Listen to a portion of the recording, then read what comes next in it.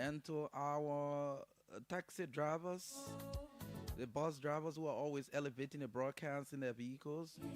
I mean, it is very good to do that because when people are coming from home, going to work or their businesses, they have the opportunity to get update from what's happening in the country. So good morning to all of you. You are all special this morning.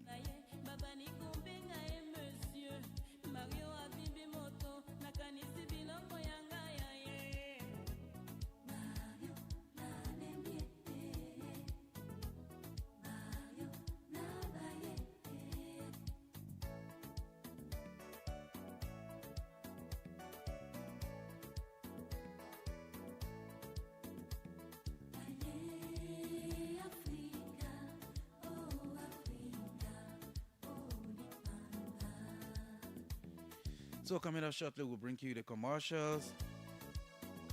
Also, latest update from the region. We'll also go online to recognize some of you who are following us online.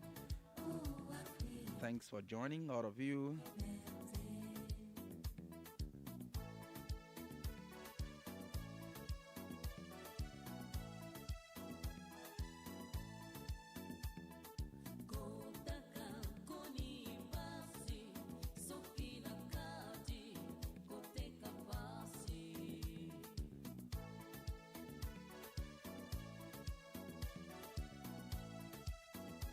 So at 8 o'clock, of course, we'll talk some of the pertinent issues in the country, the latest developments. We understand the Ministry of Commerce has issued a directive banning street selling, especially on the sidewalks, on the road, and all of that. And to me, it is a major decision because this is something that touches the everyday people. So we'll talk about that this morning among other issues. Fatu Kamara will join shortly. And we'll have some interaction with you by phone. At 8 o'clock, we'll have folks coming from the AME University. They will be here to talk about some issues with the school and developments there. That will run up to 9. At 9, we'll be talking about gender issues. We'll have a team from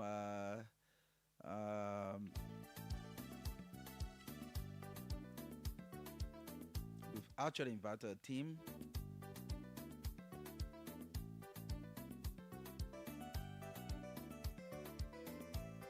from Artwatch, the organization for women and children.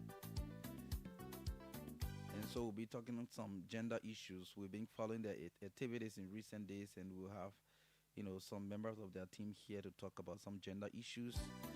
So stay tuned, don't go away. This is the OK Morning Rush here on OKFM 99.5.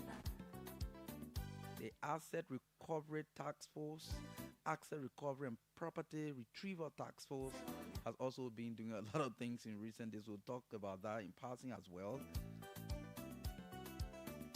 So yes, we'll bring you the commercials shortly.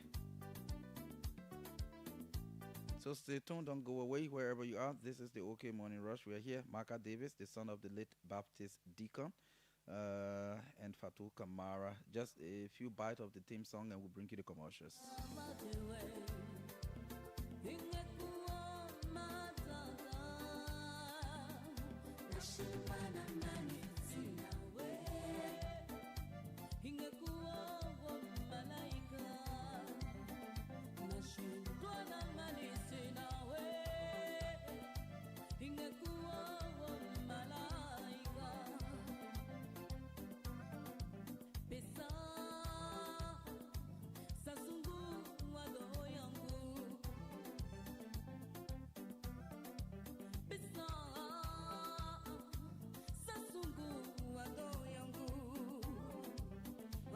So yeah, let's bring you the commercials. Let's bring you the commercials right here on the OK Morning Rush. Looking for the best in tiles, face basin, bathroom and kitchen accessories and Camo's? J-Rack Incorporated has got you covered. We are located on 16th Street in Cinco, Monrovia, and a branch in Caldwell, right by Cape of Funeral Parlor. Jacuzzi top, for 8 to 12 persons, all from Twyford and Francia brand. Quality, you can tell. Paints of all kinds, freezers, big and small, electronics and more. We have it all. Call J-Rack Incorporated today. 0886 628 218 0770 628 128. Don't delay. We are just a call away. J-Rack Incorporated. Your home, our passion.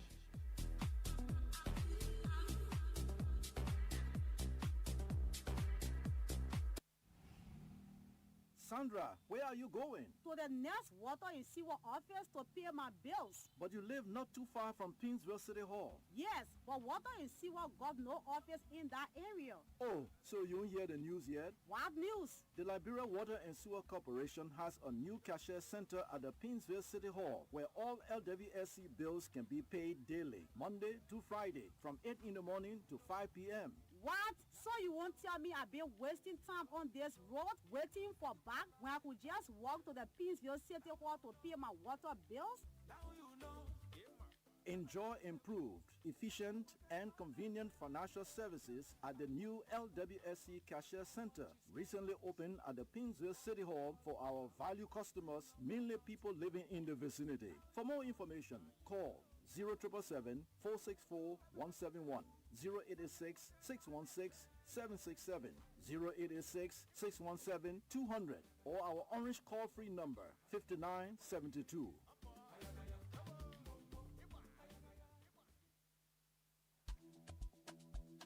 Tired of waiting forever for a car? Need a ride that's fast, safe, and reliable? Say hello to NASA Ride, the smarter way to move around Monrovia. With NASA Ride, you are just one tap away from comfort. If it's work, school, or a night out with friends, go for NASA Ride. Our drivers are trusted, our fares are fair, and your safety comes first.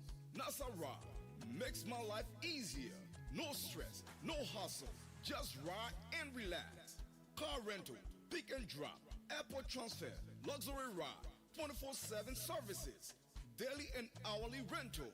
NASA Ride, located 3rd Street in Cinco, adjacent Telecel Liberia. Call 0773 882 264 or 0887 221 196. Download NASA Ride app on Google Play Store or Apple Store. Book in seconds and enjoy the ride you deserve. Remember, wherever you are going, NASA Ride takes you there. NASA Ride, your city, your ride. NASA Ride, fast, reliable, and safe.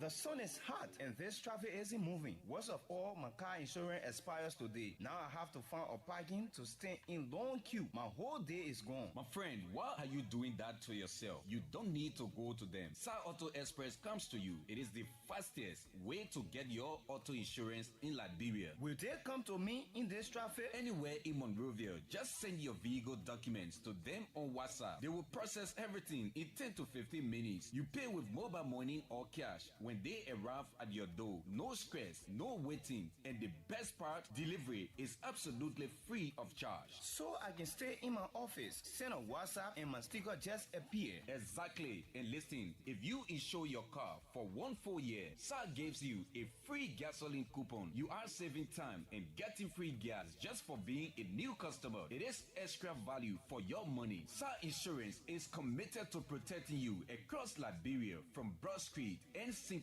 to Douala, Buchanan, and Ganta City. We are there for you. Drive with confidence, knowing you are by a name trusted by the Central Bank. Get your relief today. WhatsApp us at 0770 381293 0771 504645. Free calls on Orange 0771 111222 or Lone Star 7223. SAR Auto Express. No stress, no waiting, just simple, fast delivery.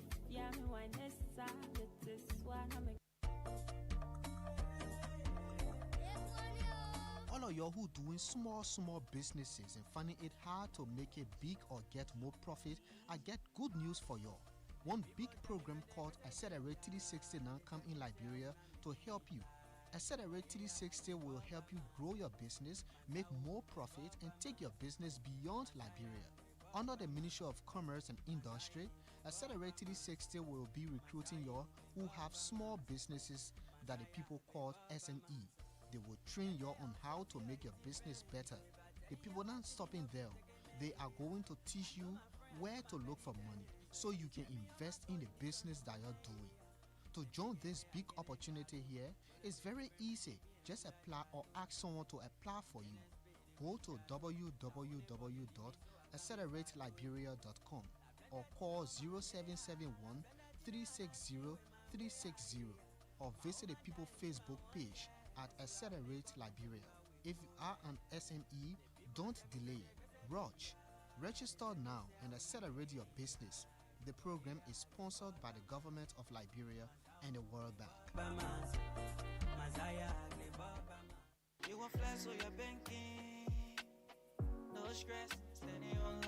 Check, mommy, are we running LLA so? Mommy, I let her. I'm going to join a bank line nah, before the place get back. Bank line? Yeah. Hey, check, you really wasting time in the player. You not hear about the Bloomberg digital app yet? Bloomberg app? You sure that thing really working? My man, what are you talking so? The thing working. On that app, you know what you can do? No. You making phone, my man. So you just press small. You tap small. You can send money right away. You pay your bill. You check your balance. You can even borrow small money right on your telephone. You mean all that thing can really happen inside the one phone? Yeah, so it working everywhere in Liberia with HNC banking and even all around Africa. You can even use your own currency. And you know what they call currency? You can use it in your own Liberian dollar. Then I inside for good. From today, call me Papa Bloomberg Ticketer. My people, you all go to the Google Play Store and the Apple Store. We download the Bloomberg app so our life can be easy.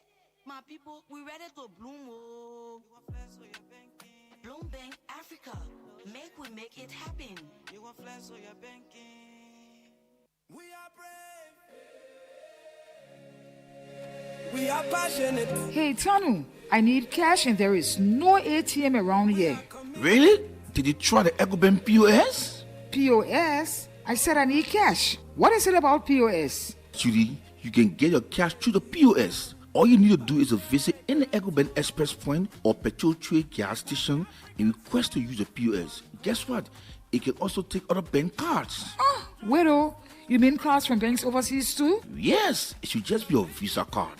Wow, great. So when there is no ATM around me, I'll just use the POS to get my money fast. EcoBank has made it too easy, man. EcoBank and innovation that real 5 and 6 so. EcoBank, the Pan-African Bank.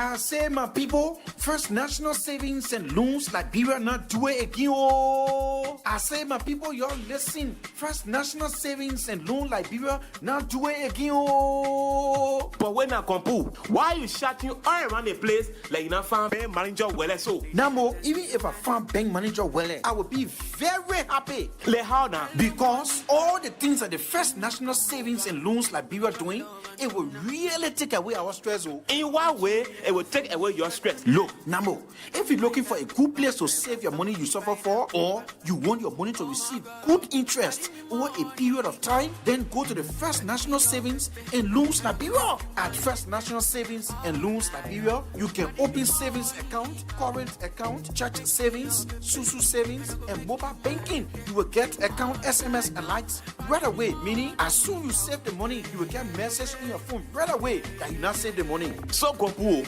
the way you not do all the fancy then so what should do now if I want to open my own account? Namo, when it comes to opening a saving account for church, school, and organization, you can call them and they can open the account for you right to your own house, school, church, or organization. If you want to pay your children's school fees, you can also do it when you call them too. Try to join them to make things easy for yourself.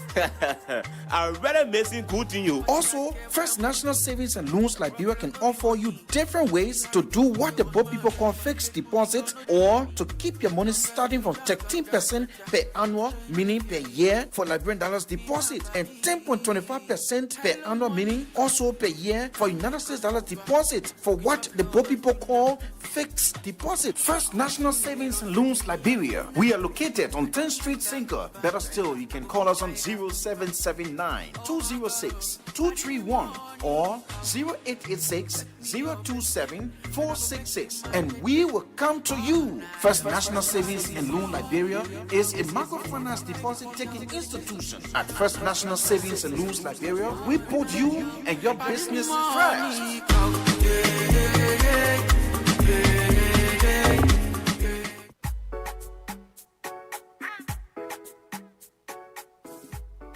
When your brand needs to shine, there is only one name: Infinity Media.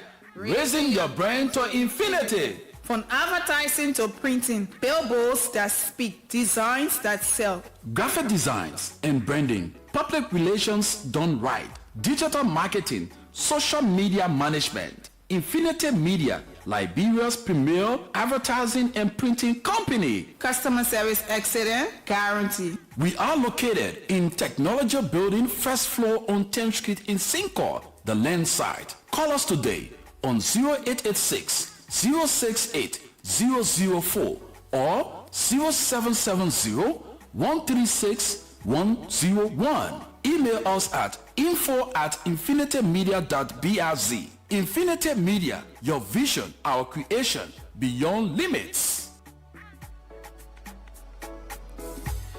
Well, welcome back. Thanks to our partners who are doing business with us here on OKFM 99.5. This is the OK Morning Rush. Fatu is here now.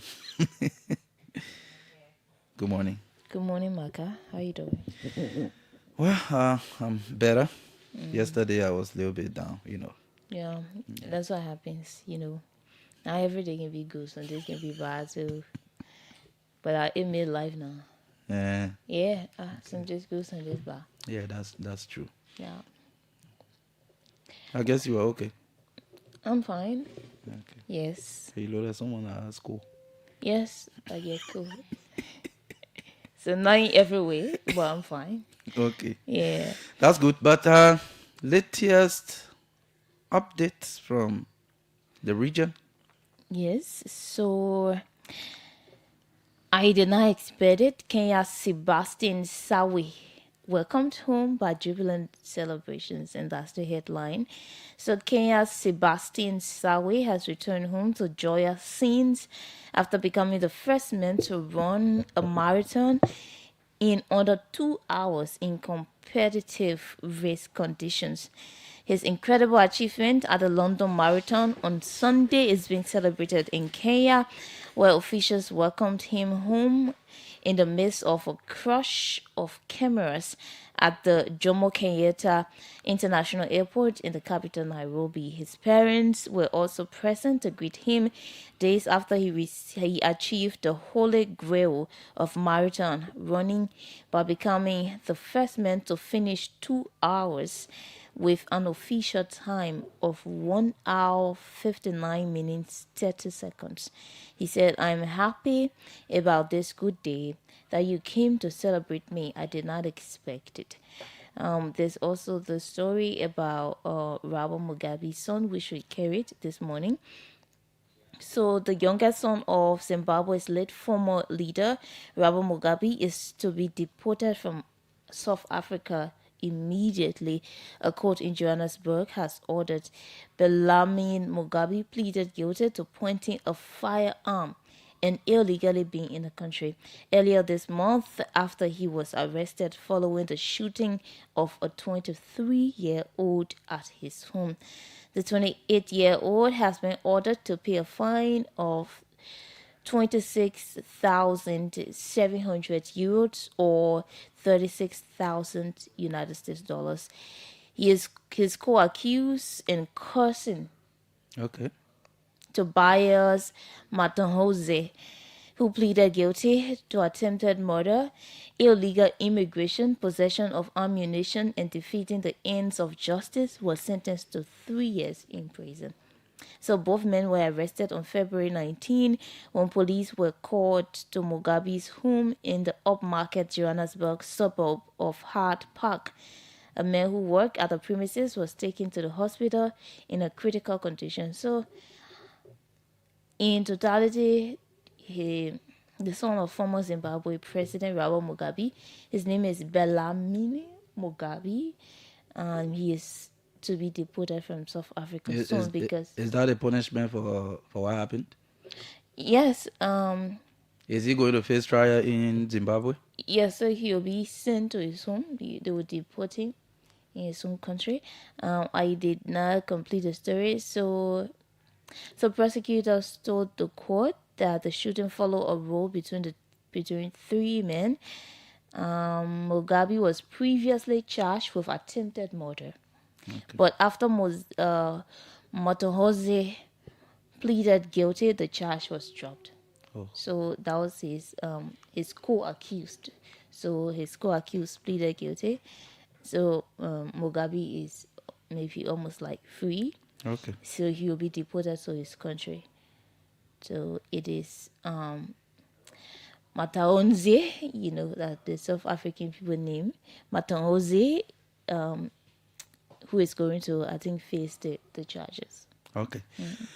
Yes, thank you. But let's recognize some of our followers. Yeah. Yeah. Abu Sisi is following from Philadelphia, USA. Tennessee Toplu is also following.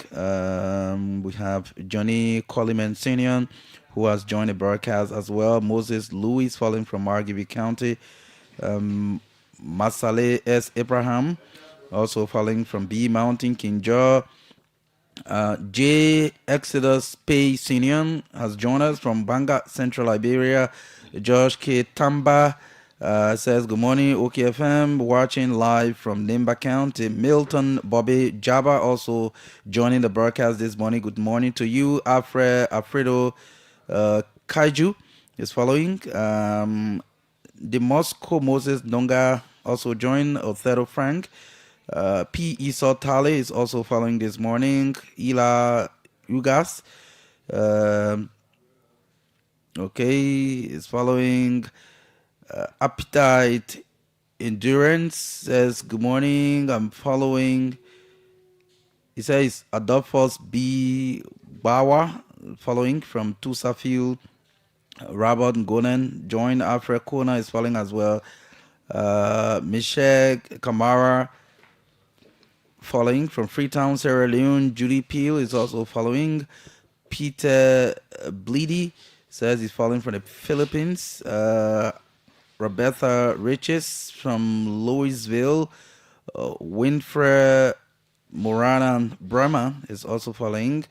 Flexible General, his name is J. Ansu Coleman, who has joined from Clay District in Bome County. Van Dijeb also has joined. Venetia's Junior Bar following.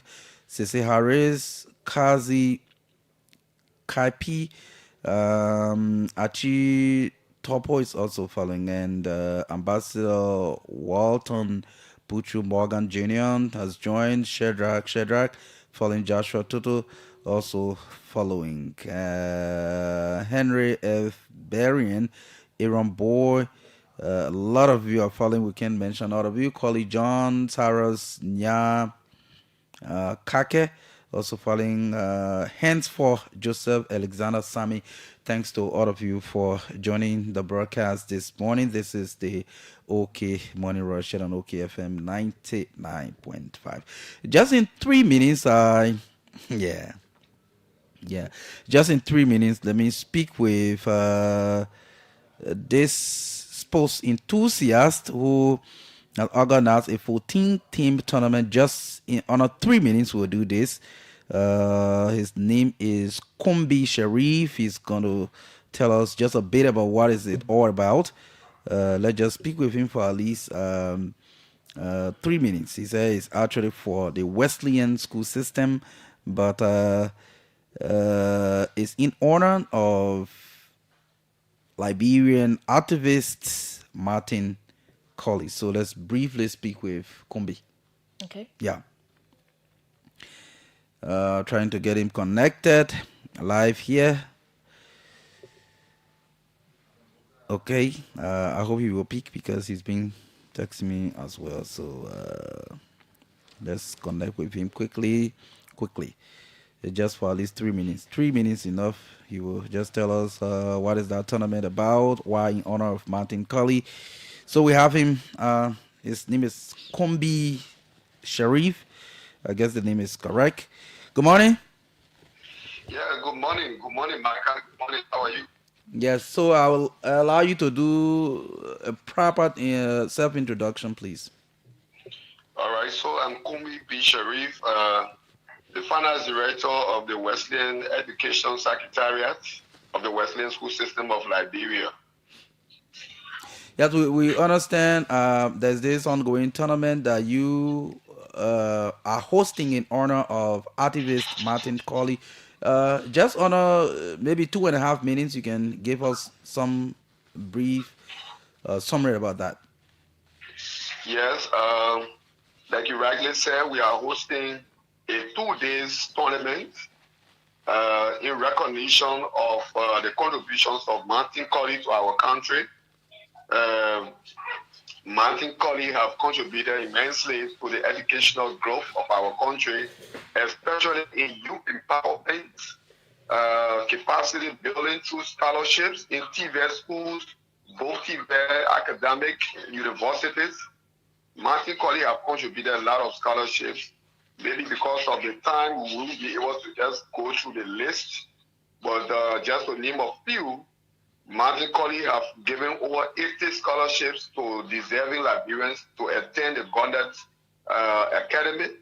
Martin Colley have afforded Liberians. He have paid over 300 students fees at the University of Liberia. He paid over 300,000, for 100 Liberians to take the entrance at the University of Liberia. And that process is still ongoing.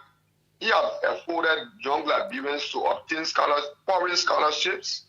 He have also given scholarship to deserving students in the Magibi community, especially people living with disability. He just gave them 10 scholarships to go at the Magibi University.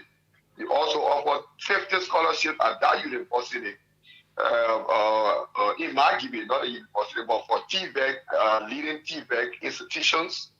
Martin Colley has contributed a lot. Don't have the time to name all So for education. that is cutting across different institutions, different youth groups across the country. But why?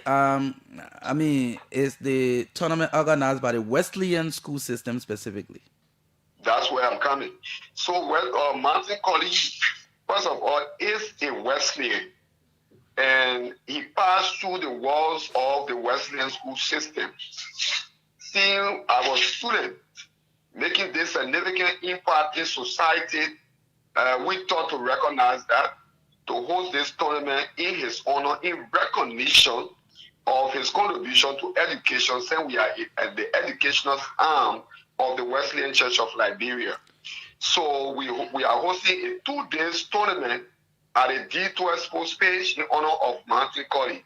It's just in recognition of his contribution towards education in our country and being a Wesleyan. What is he contributing to that tournament, and what are the prizes up for grabs?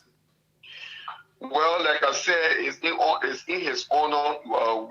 We did not ask him to sponsor it. He is a Wesleyan, and we thought this is our own way of recognizing his valuable services. The prizes will be given by the Secretariat to the winners, and those prizes are then discussed with the teams. Is it exclusive football? Come again? Exclusive football? It's is kickball and football. Okay. And we have like 8 schools participating today. We actually have 14 Western schools that should have been participating, but because of the limited time and days, so we have only 8 that will be participating. 4 junior high and 4 senior high schools will be playing both kickball and football today, beginning today. So this morning, a parade began at the Point 4 Junction to the field at 9 o'clock. We will be parading up to the field, G12 Sports Page. Okay. Well, thank you. We don't have the luxury of time. Thank you so much. Thank you very much. I appreciate it. Okay, Kombi B. Sharif, the organizing chair of a sports tournament in honor of Martin Colley, he said, for his contribution to education and especially the young people in the country. So, just briefly, we want to talk about this Ministry of Commerce directive. Yeah. Why are you scratching your head? Yes, because you remember the last time we were here, we talked about some other decisions that were taken by various government institutions, and at the end of the day, the executive mansion came back to say, well, let's pause this and do more consultation. So we are hoping that it will not be the same with this this one coming from the Ministry of Commerce. But I'll allow you to read the statement from the ministry. Yes. So the statement says the Ministry of Commerce and Industry hereby informs the public, particularly all business owners, operators, and marketers across the country, that effective May 1, 2026, all commercial activities and transactions must be conducted strictly within stores and shops. This directive forms part of the ministry's ongoing efforts to restore order in commercial areas, enhance public safety, and improve the free flow of pedestrians. The ministry and the walking pedestrian, or that's the pedestrian. The ministry has observed with concern the increasing display of goods on sidewalks, roadways, and other unauthorized public spaces, activities that contribute to congestion, safety risks, and general disorder. In line with its statutory mandate to regulate commerce and trade activities and to ensure a safe and orderly business environment, the ministry emphasizes that no goods or merchandise shall be displayed or stored outside business premises. Beginning May 4, the ministry, in collaboration with relevant enforcement agencies, will strictly enforce this regulation. Businesses found in violation will be subject to the following actions: immediate removal and confiscation of goods displayed outside business premises, payment of prescribed fines and administrative penalties, temporary or permanent closure of non-compliant business establishments, possible legal action in accordance with the laws and regulatory frameworks of the Republic of Liberia. The ministry emphasizes that these measures are not intended to hinder economic activities, but rather to create a more organized, safe, and enabling environment for businesses and the public alike. And that's it. Well, again, to our listeners and the Liberian public in general, this is the latest policy statement coming from the Ministry of Commerce and Industry, removing street vendors, if I may call them petty traders, from the sidewalks and from streets selling. Roadways. Yes. So again, this is another policy, and like I said from the introduction earlier, these are policies that have the right impact on the ordinary people. They want get government official. They want inside. It's about the people directly. But again, we've talked about improved infrastructure. We've talked about keeping cities clean and green, and all of these are very important. But let's look at some of the good things and some of the bad things about this decision. So some of the good things will be like, okay, the sidewalks and the roadways become clear and more organized, easier pedestrian movement, which will increase foot traffic efficiency in central areas. People will be free to pass, like for example, red light. When you want to pass red light, I know some people who don't pass through red light at all because of the congestion there. So with this policy, it means that the areas will be clear and people will be able to pass there easily. And Again, you talk about it will reduce exposure of goods to dust, traffic forms, and the weather and all of that. Potential boost to formalization. It means that businesses will be able to now register. They will be able to pay taxes and all of that. These are some of the good things. Oh. Yeah. It will reduce harassment from municipal officers, create long-term customer relationship, improve branding and stability of income. So what are some of the bad things too? Let's look at some of the things. We're not passing judgment here. We're just letting the public know. We'll take a couple of calls and you can say what you have to say about this policy as well. It will disadvantages, for example, they talk about loss of accessibility for entry-level traders. For example, people who are just starting, normally somebody will say, well, I just from out of high school, I ain't get anything doing, so let me start selling my late auction. That's how they will say sometimes. And you will see them with, goods in their hands, in the street, on the sidewalk, selling all of that. So the first thing is they will not have, the incoming people may not have the opportunity to start doing business with this new policy in place. So many petty traders cannot afford shop rent, for example. So how will they start?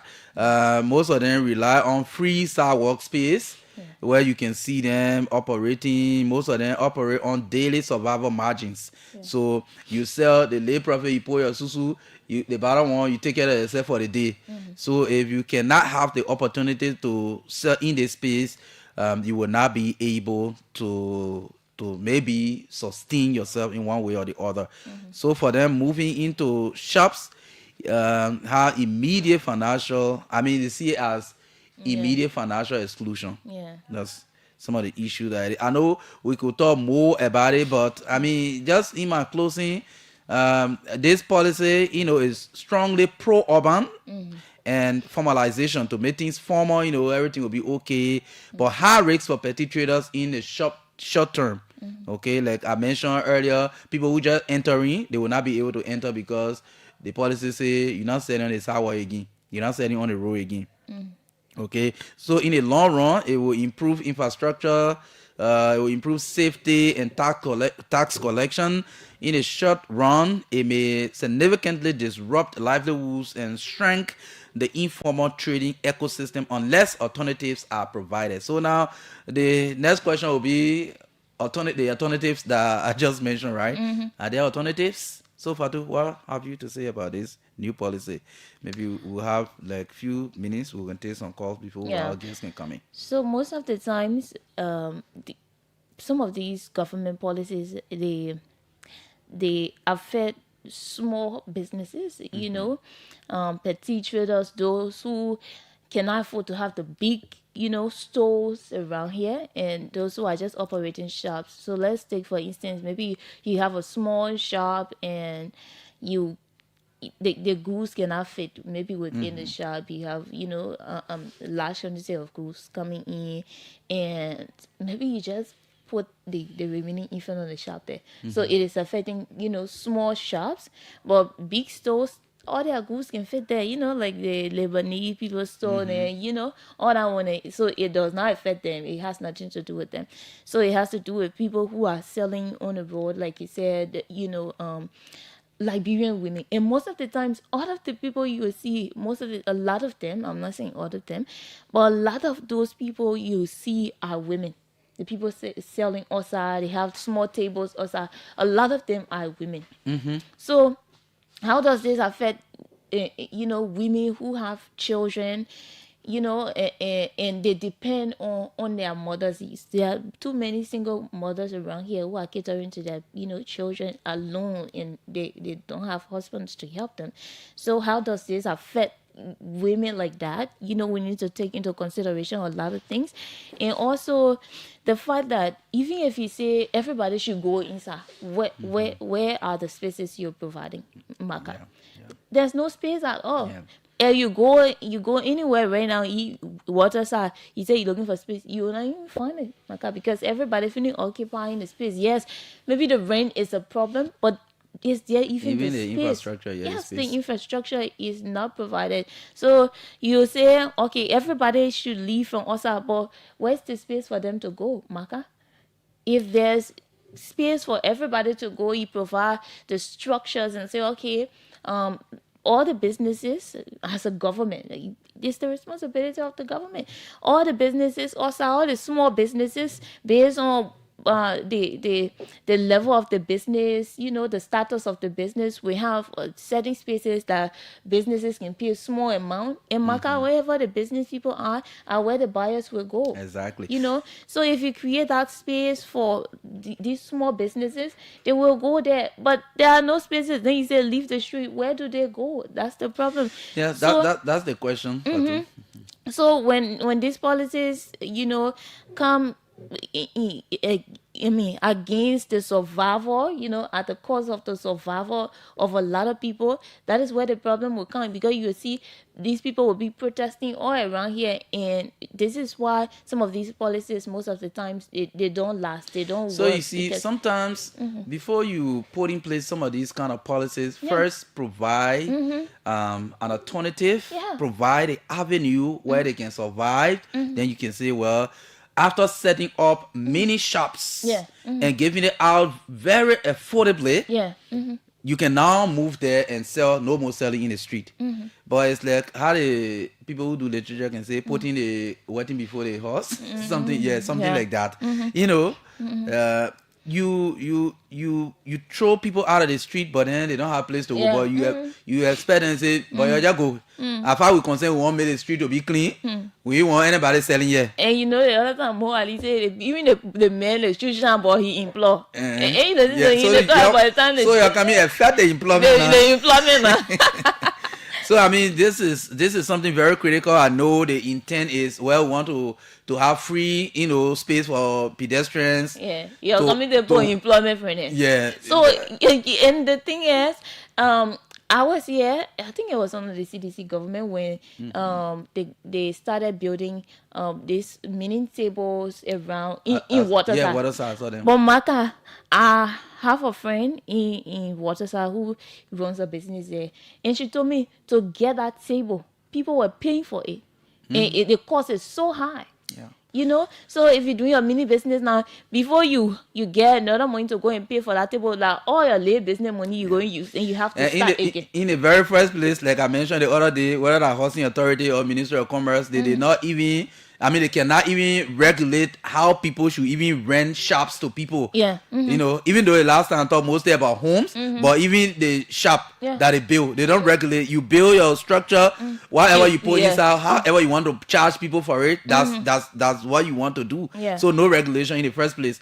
So now if you say the people should not sell on the street, they should leave, that means even people who are building these smaller shops, they are going to increase the rent. Yeah. Yeah, say okay now, because there's demand now. There's gonna be demand now. So as demand will be increasing, so the price will be going up. So these are some of the issues that are gonna be happening.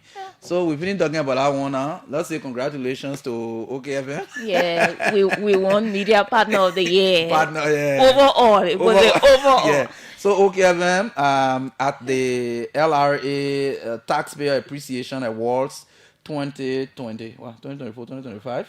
Okay. OKFM was able to emerge as the Media Partner of the Year overall. OKFM 99.5. It means that we didn't want the biggest partner to LRA media-wise. We can comply.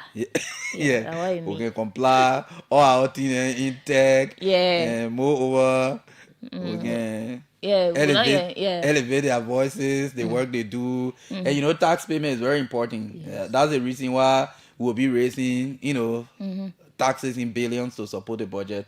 So we want to say congratulations to us and the management here. Yeah. Yes, and thanks to the LRA for the recognition. Thank you. I hope you're seeing it. It's a very nice I think it's award. Thank you. But we always win the awards. Man. Yeah, sure, of course. OKFM is probably the biggest in the country. Yeah. Yeah, the biggest. Don't be scared to say it. We're the biggest. Yeah, the biggest privately. Liberia BBC. Yeah. Oh yes. It's almost 8:00 and it is we can take calls. We can take a few calls until we are alerted about guests. Yeah. They're here? Let's just take Okay. few. Yeah, just maybe 2 or 3 quickly. 0777700 0777700 as we usher in our guests, we can just take a couple of calls. Just quick 30 seconds. You just say something about this new policy coming from the Ministry of Commerce and Industry.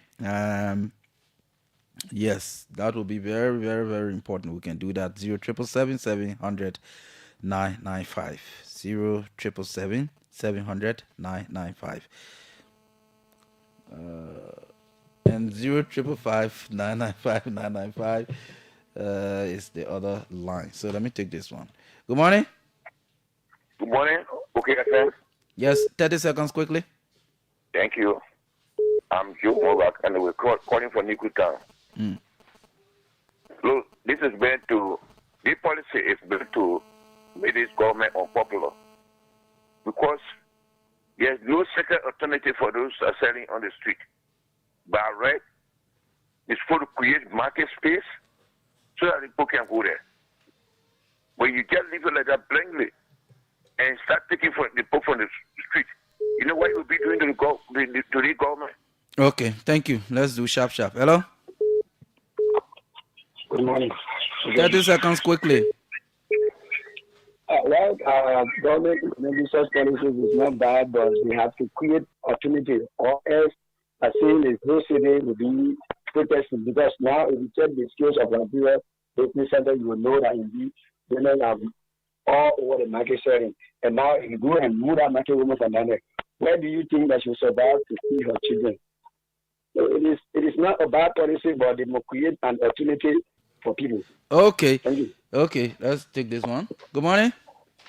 Marka and Fatu, good morning. Good morning. Let me say good morning to His Excellency President Marka. So this is somebody Kepana joining from my GV. I know the canopy of New Party in the Ledger Bureau. So, yeah, thank you for the show. Thank you for the topical issue. And let me say congratulations to OKFM for the award. So, I think we got to be careful in our country. The reason why people go to the pool to maintain or to change government is to see the welfare of... Why anytime when there's political issue, we always link it to elections? That's one of my problems. Why we always link it to elections? Chief. People go to the pool to elect government to sell their affairs and no positively. So I'm not saying the policy is wrong, but I'm saying preparation because some of the people who are sitting on the street, guess what? Someone tell loan or they took money to make that business. Moreover, someone are renting, someone I agree with you on our loan issue. Yes, I agree with you. I give them sufficient time and just will got one money and just get a kind of policy. It wrong for our country. Things are tough. Things in the other festival, we need to get people at a year or two or months so they get prepared to just get them from the street. That for me, I don't want anything that will hinder the government because I know that the president is doing well. He needs to inherit another stage year. We will not have any policy that make our government and no problem with the people. Okay. It's a bad thing. We need more time for the people. Okay. Thank you. Okay, let's take this one. Yes. Good morning. Yes, good morning, Fatu. Yes, good morning, Marka. Let me say congratulations to OKFN. Years back when we thought of funding the fan club of OKFN, those are some of the things that we are looking at. They are also in compliance because they are taxpayer and other things are intact. Testament of that is the award that they just won from the LRA. So let me speak to the issue quickly on the discussion. Father, you see, we have to be serious in this country.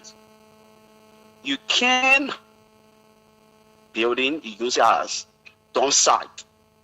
They come on the street to sell. So what more you want the government to do? I think just as Marka was saying, people got to put aside politics and put policy into action. You know what makes this country keep going by? Because every government had its own next election, so they want to do things to please everybody. They don't want to take a real action to ensure that things going on their way. But they are trying to say, oh, election coming. Let me tell you something. Once you do the good thing in the interest of the country, okay, people will vote for you. People will follow you. You don't have to do things based on your political affiliation or who's going to be affected. Okay.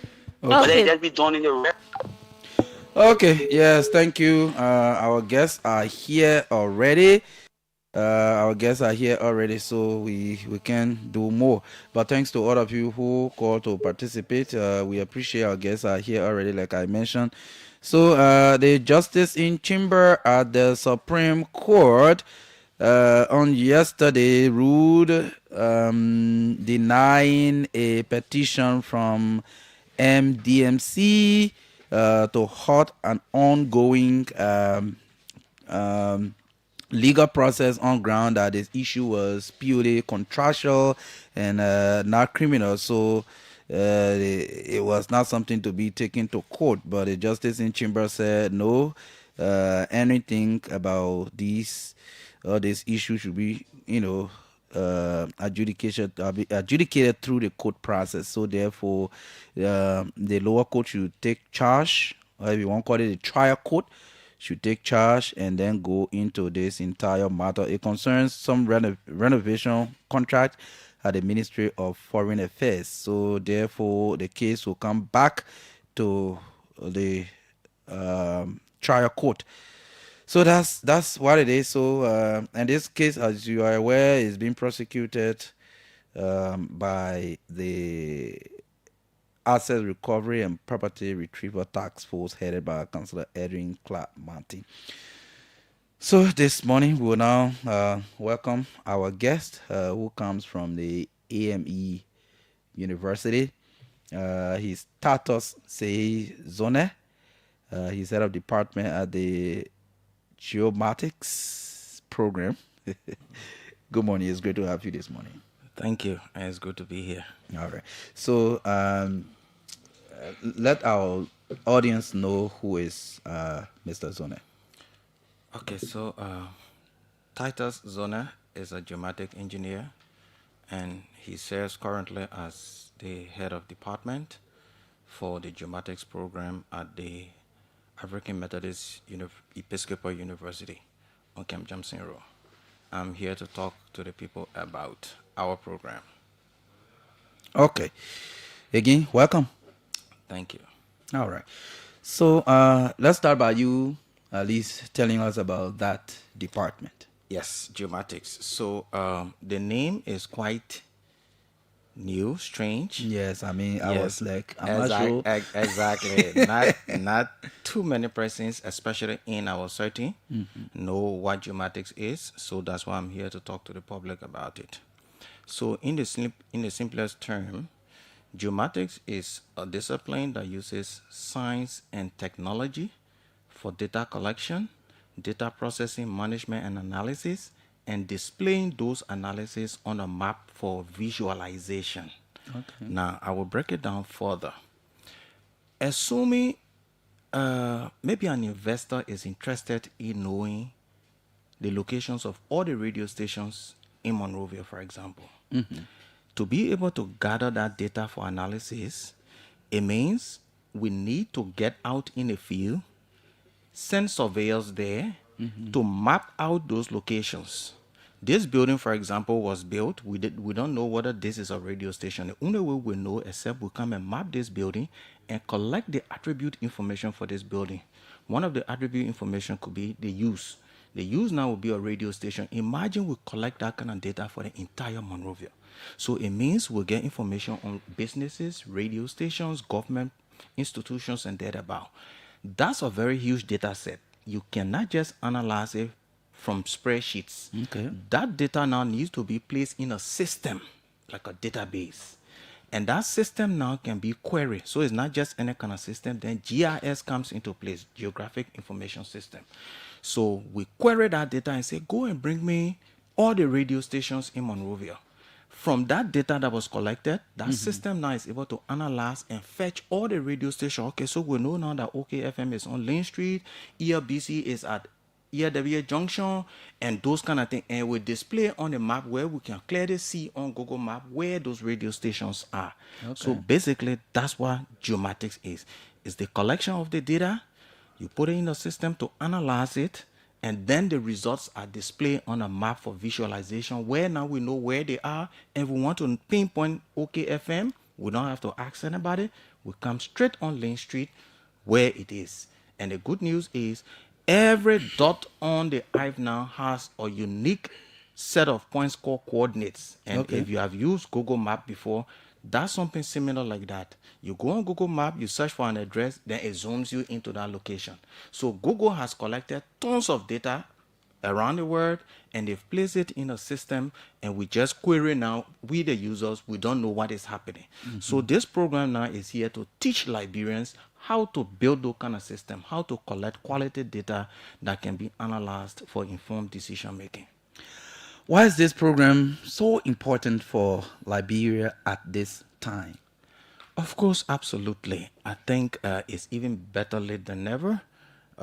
It's a little bit overdue because this is something we started about 2 years ago, but this is the right time. You will agree with me that in almost every corner you pass, Liberians say, if we don't take down, the next war will be land issue, it will be land conflict, it will be land here and there. So this program has come to fill in that gap.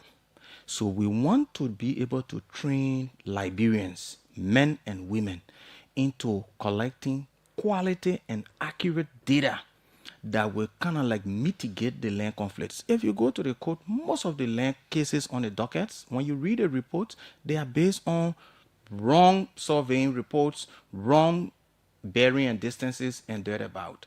So this program has come to fill in that gap where we train professionals to be good land surveyors that will capture accurate data for us, which will ultimately lead or promote development. Okay, I know people who are listening, maybe even catching interest from the very beginning of the discussion. They will be like, so what will students actually be learning? Good. So again, surveying is not just theory based, it's practical. So it means we will train our students both into the theoretical aspect of geomatics and then also the practical side, where we take you in the field, teach you how to use the various equipment, our GNSS receivers, our total station, our leveling, and all of the required resources and materials you need as a surveyor to function as a geomatic engineer. So they will be trained both in theory, in practical. And at the end, what will happen is they will pick up skills like surveying techniques. They will pick up skills like GIS analysis. If we give you tons of data, how can you analyze that data? For example, maybe government is interested in knowing where all public lands are. How do we know? So as a geomatic technician, once you are given our data, you will be able to analyze those kind of data and then give government that kind of report.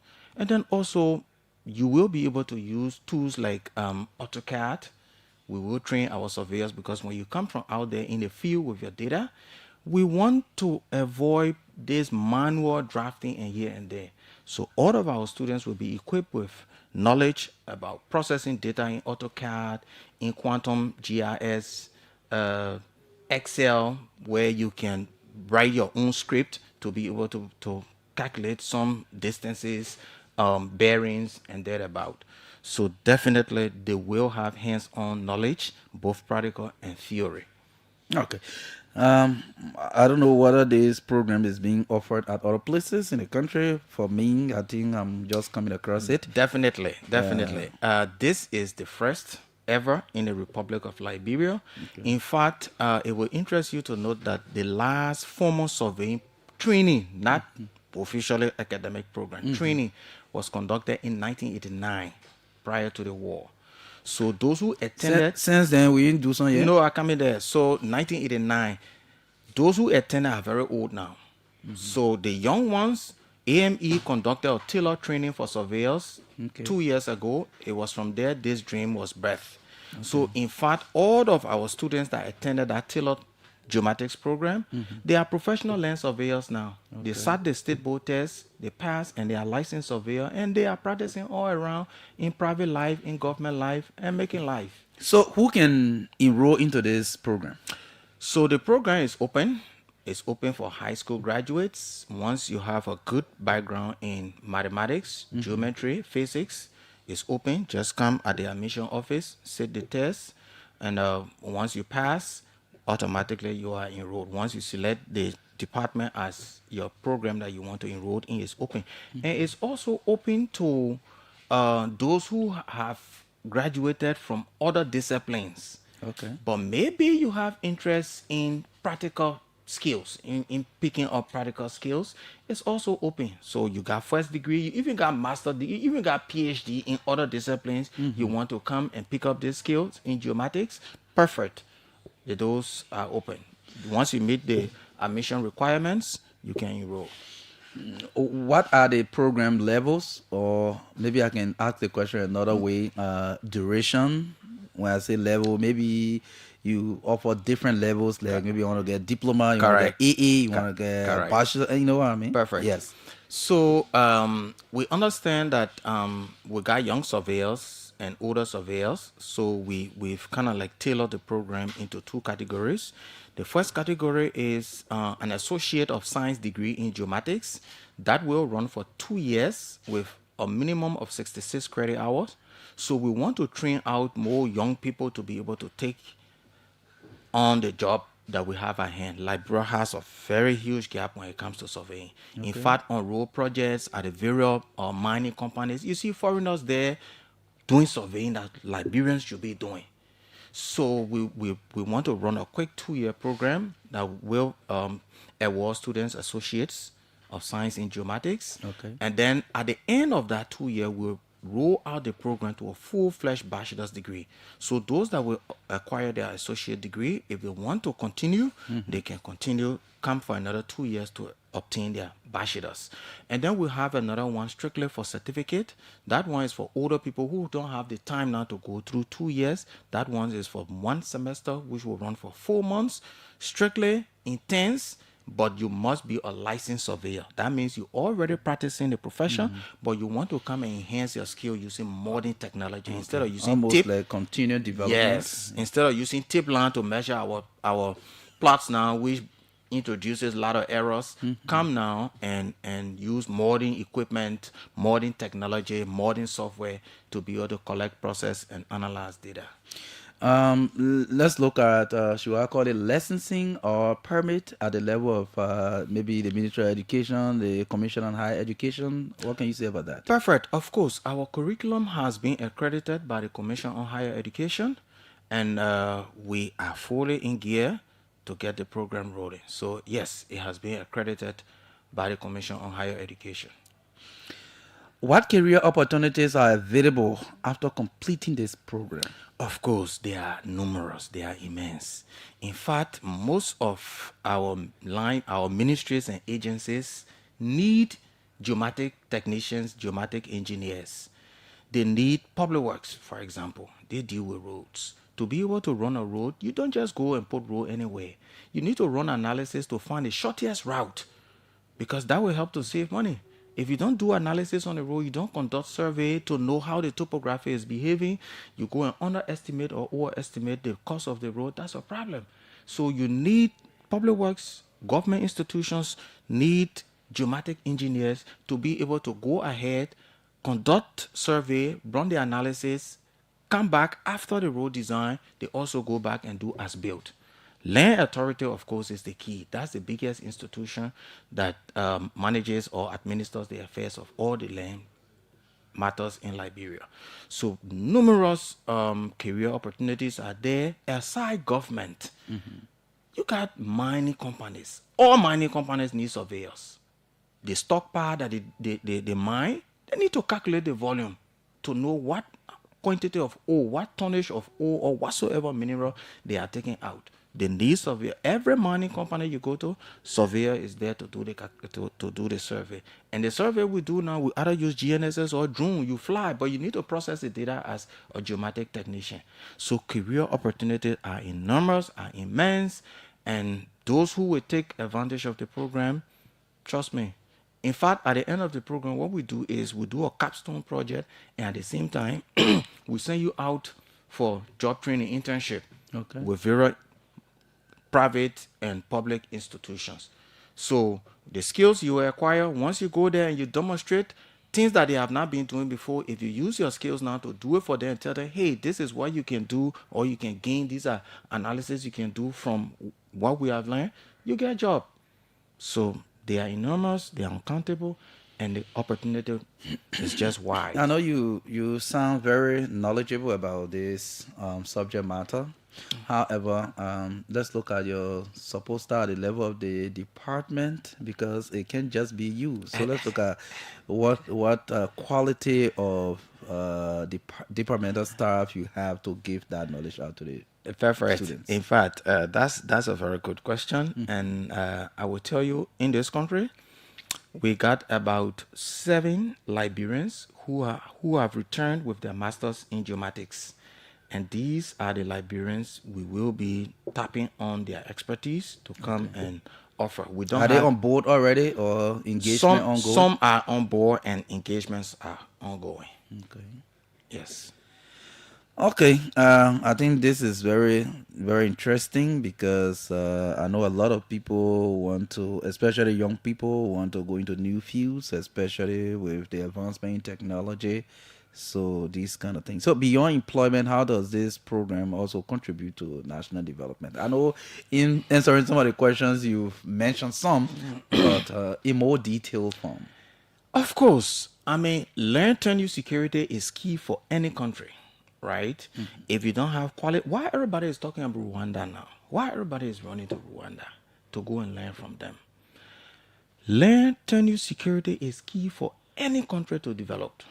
And for us to have a secure learn new security, it means your land data has to be accurate and correct. And you should have a system that will be able to manage those kind of data sets. So, of course, with our program, developing young men and women into professional data collection, into accurate data collection and analysis, they will definitely, once they go out in society and working for government, working for private institutions, of course, that will help to improve the quality of data that we collect, and it will also mitigate and minimize the land conflict. Like I told you, majority of the land conflict on the coast docket are from inaccurate survey measurements. So with this kind of program, that first of its kind, that will be training young men and women into collecting data, and not just collecting a bunch of data and dumping it somewhere, but running analysis against those data for informed decision makings, of course, that will help to roll out what we call urban planning. Well, I assume maybe we want to relay out Monrovia, or we want to move the city somewhere else. To Sikepa, my hometown, where it's supposed to be. Your hometown, very good. So we need quality data for those kind of places to lay out and do proper city planning. Where will hospitals be? Where will children playground be? Where will this other facility be? So with those kind of quality data, those will lead to development.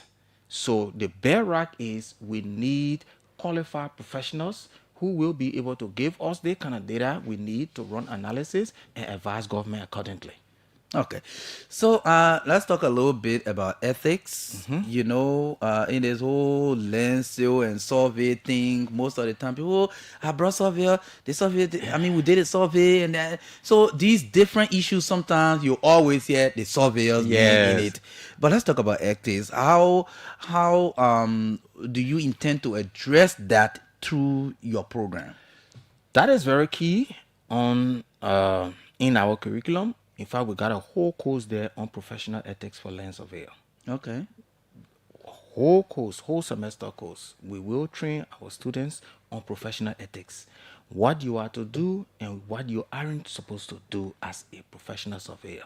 In fact, the thing is, most surveyors, you think that the person who is paying you is the person you're supposed to work for and protect their interests. No, that's not professional ethics. You are there to serve the public. If you get on the ground as a surveyor and you know that your client is in the wrong, look him in the eyes and say, you know what I'm seeing here is not in your favor. Look, I know the dollars are there, you want it, because sometimes if you tell your client that, they may not want to pay your balance, but you must be truthful as a surveyor. So we got a whole course there to teach our students on professional ethics. Yeah, because sometimes it will be like, oh, this place is a road, but it's everybody surveyor here and measure the place. Exactly. So how can you tell me, say I'm building in the alleyways, for example, what are these kind of So things? everything boils down to the surveyor. If you look, that's why I said the majority. Don't get me wrong. Some are some other issue, but bulk of the land cases boils down to the way the survey was conducted, or the surveyor did the wrong thing. You see, added as a surveyor, you want only because the man is paying you a few dollars, you want to survey the alley. How the public, those who behind him, will get access to their land. So these are things we will teach our students, professional ethics, and make sure you do the right thing. We got a whole course on that. Okay, so folks, you are listening to the OK Morning Rush here on OKFM 99.5. We broadcast from Lynch Street in Central Monrovia. Our guest on the first segment of the OK Morning Rush is Mr. Dr. Say Sone. He's the head of Department Geomatics Surveying at our program at the AME University. So he's our guest here. We are talking about a program and how people can take advantage being part of the program, how you can enroll, how you can apply to form part of it. But let's go back to our guest and ask him. We mentioned the duration earlier, but if you can re-emphasize how long is the program and who can apply.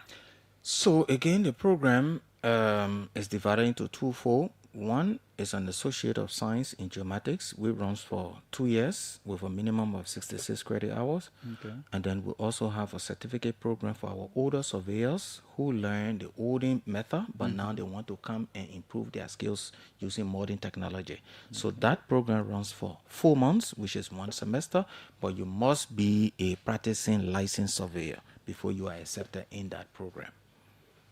Okay. How to apply? So all you need to do as an interested candidate is to walk on the campus of the African Methodist Episcopal University, contact the admissions office, and then they will give you the admission requirements. But the key is you have to sit the entrance exams, make sure you pass both English and mathematics, and then also we will check if you are just a high school graduate, we must make sure you have a little bit of good knowledge or solid background in mathematics and physics, geometry and physics. With that, you can enroll. Even if you don't have computer, because this program is strictly computer based. Okay. Even if you don't have a computer program, we got a whole course there for 1 semester where you will go and take a course in computer science. So there you will learn the basics about computer, Excel, and database. Then you come now into the program to run. So let's talk a little bit about theoretical learning and practical learning with this program. Yes. So for the theory, every semester you are to take the curriculum is there. Every semester you are to plan your courses, and then make sure 18 credit hours you take that theory. And then out of those courses, we got those ones there that have practicals attached to them. Okay. So the practical is compulsory. It means when you take, for example, surveying 1, you have to take the lab concomitantly to make sure as you're doing the theory, for example, maybe if you're doing leveling as a theory, how to calculate leveling, you need to go in the field, how to conduct the leveling practical, collect the data, you bring it back in the classroom to calculate. So the courses go along with the practical. So that's how we've structured it. So every surveying course, you have a practical and accompanying a practical course to that. So we got GIS, and then you go to the GIS lab, how to use GIS software to be able to process data. We got GNSS, a whole course there on GNSS, how to use satellite to track your position. And then as you collect data, you go to the computer lab, download the data from the equipment, process it, and be able to generate maps and generate data for analysis. So every course relating to the program, especially for geomatics courses, there is an accompanying lab. We got a whole course there on engineering survey. So you see the road construction, Those are engineering surveys that are conducted to be able to design them and then be able to quantify the material that will be taken off, the material that will be brought in, and all the, we got a whole course on that, which is at the senior level. So again, you do that, you do a practical, and then at the end, each student is required to do what we call a capstone project. So you identify of all of what you will learn from year one to the end, you identify your area of interest. Some people, that's what makes Geomatics unique. You don't have to go in the field as a surveyor before you make living. Just from data processing alone, GIS analysis alone, you sit right in the comfort of your office on an air cool. As they collect data, they bring it to you, you analyze it, you produce map, you get paid. So when you go through our program, you don't have to be going in the field as a surveyor. No. So you just do analysis. Maybe banks want to know the best location for their next branch. GIS comes into that. You collect demographics data, collect age ranges, and then you know how you run the analysis, and then you're able to advise the bank accordingly. That so banks don't just put branches anywhere in the West. They do proper analysis, market analytics, where to build gas stations. Those kind of analysis, if you can run them, you don't have to go. You don't even have to pick up instruments as a surveyor. You move in a few. So that's what makes the program very clean, unique. You can be a surveyor with your shares, but you're doing something else. You know? Yeah. So that's why So short term, medium term, long term, where do you want to see this department? Of course. So we ultimately what we intend to go is to even offer a PhD in geomatics in this country, because Liberia is one of the countries that in this 21st century, we don't have a formal surveying school. You go to Sierra Leone, Flora Bay, they got geomatics there. You go to Ivory Coast, you go to Ghana. I went to school in Ghana, Kwame Nkrumah University of Science and Technology. They got tons of surveying school there. Guinea, they got. But here, it's unfortunate. So the entire goal of this program is to make sure our medium term roll out into bachelor's, then ultimately short term roll out into bachelor's, medium, master's, long term, PhD. Okay. What are problems in the Liberian society that you intend to address? Maybe not just you as a person or the institution, the program intends to address. Correct. So I think, like we mentioned, first, we want to bridge that gap about the shortage of surveyors. I don't feel fine as a geomatic engineer to see foreigners holding instruments in this country. I don't feel fine. Okay. So one of the gaps we want to bridge is to make sure we train our young Liberians to take on these roles. Professional surveyors who will be able to work independently and produce the results that are accepted at the international level. Companies that are coming here, these are people who are from the West. They've dealt with surveyors, they've dealt with engineers there, and they know what it means. In fact, some of the mining companies, when you're working with them, when they give you requirements, you say, yes, the guy knows what he wants. So we want to be able to train surveyors who will be able to fill in these gaps so that foreign surveyors don't come here anymore. That's our number one priority. Second, we want to make sure these surveyors are professional, ethically professional enough, such that these things that have been occurring in the past will not occur anymore. And we will also want to be working with institutions who will have geomatics needs. They can come to our department and we will be able to help them assign students to collect some of their data and run analysis against them. Yeah, so I mean that's a little bit in line with my next question in terms of partnership, because like you mentioned, this is new. So obviously there are institutions with interest who may want to maybe train their own people and stuff. I mean, what are you doing? Are you open to such partnership? Maybe, well, my institution wants to send maybe 3 persons, maybe in a short-term program, or better still, the long academic program. I mean, what are rooms for partnership? Oh, of course, it's open. In fact, that's how we started as a university. Okay. We started partnering with the Liberian Authority. We've trained over 100 of their staff. Okay. Some there for 1 month, some there 4 months, and thereabout. Like I mentioned, all those staff we trained, almost 95% of them sat the licensing board test, and they passed, and now they are licensed surveyors. So definitely, absolutely, we are open to partnership.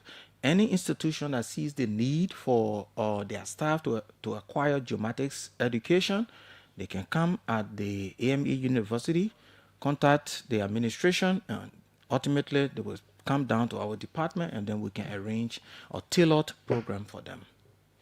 So maybe in terms of charges or fees, it is like any other program in the university, or is there anything extra about it?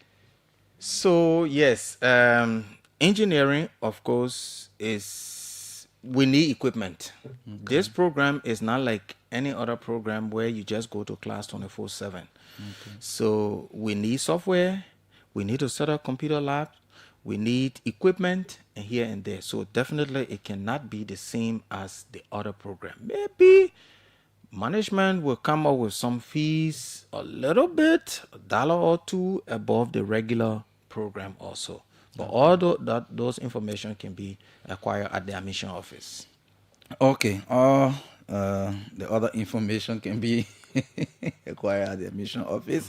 But we'll like to, pick some calls and hear public reaction.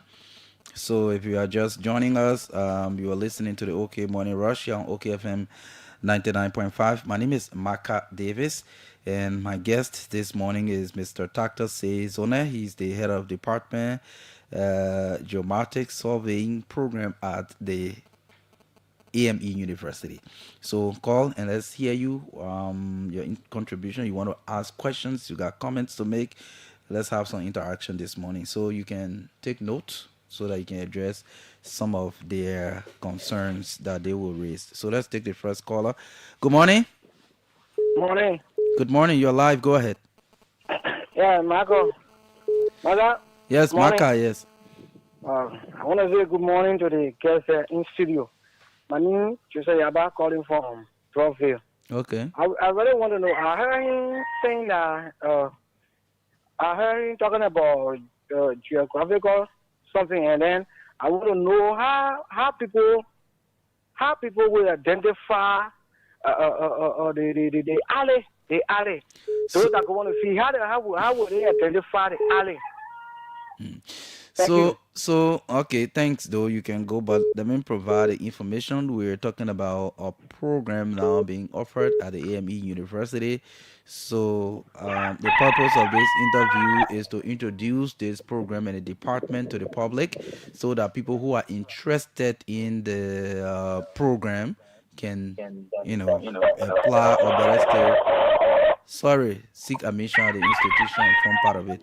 So we're not just generally talking about, survey like that, but some critical questions he will answer. So we don't want for the discussion to be taken out of what we're actually talking here. So let me take this person. Good morning.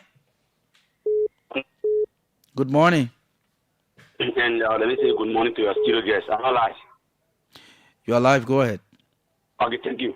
My guys, Henry M. Grace, my name, and I joined the conversation from Venison Intellectual Center in Cloudtown, Bridger, Ireland. And I am a member of the United Party Intellectual Bureau. I listened to your introduction. Yeah, it must be Intellectual Bureau from some party again. Go ahead. Marka, yeah, man. You can give people hard time, man. Yeah, no, the country. Okay, so my guys, let me say thanks to your studio guests. I have several of my siblings that are within that identical field, and there where they obtain their certificate, or their lexi. There where they attended the 2 years, the 2 years in which the president introduced it. They were the first batch that went there and obtained their licenses. But then he asked certain question, and there where I actually called for. He asked question. He said, why librarians go to Rwanda?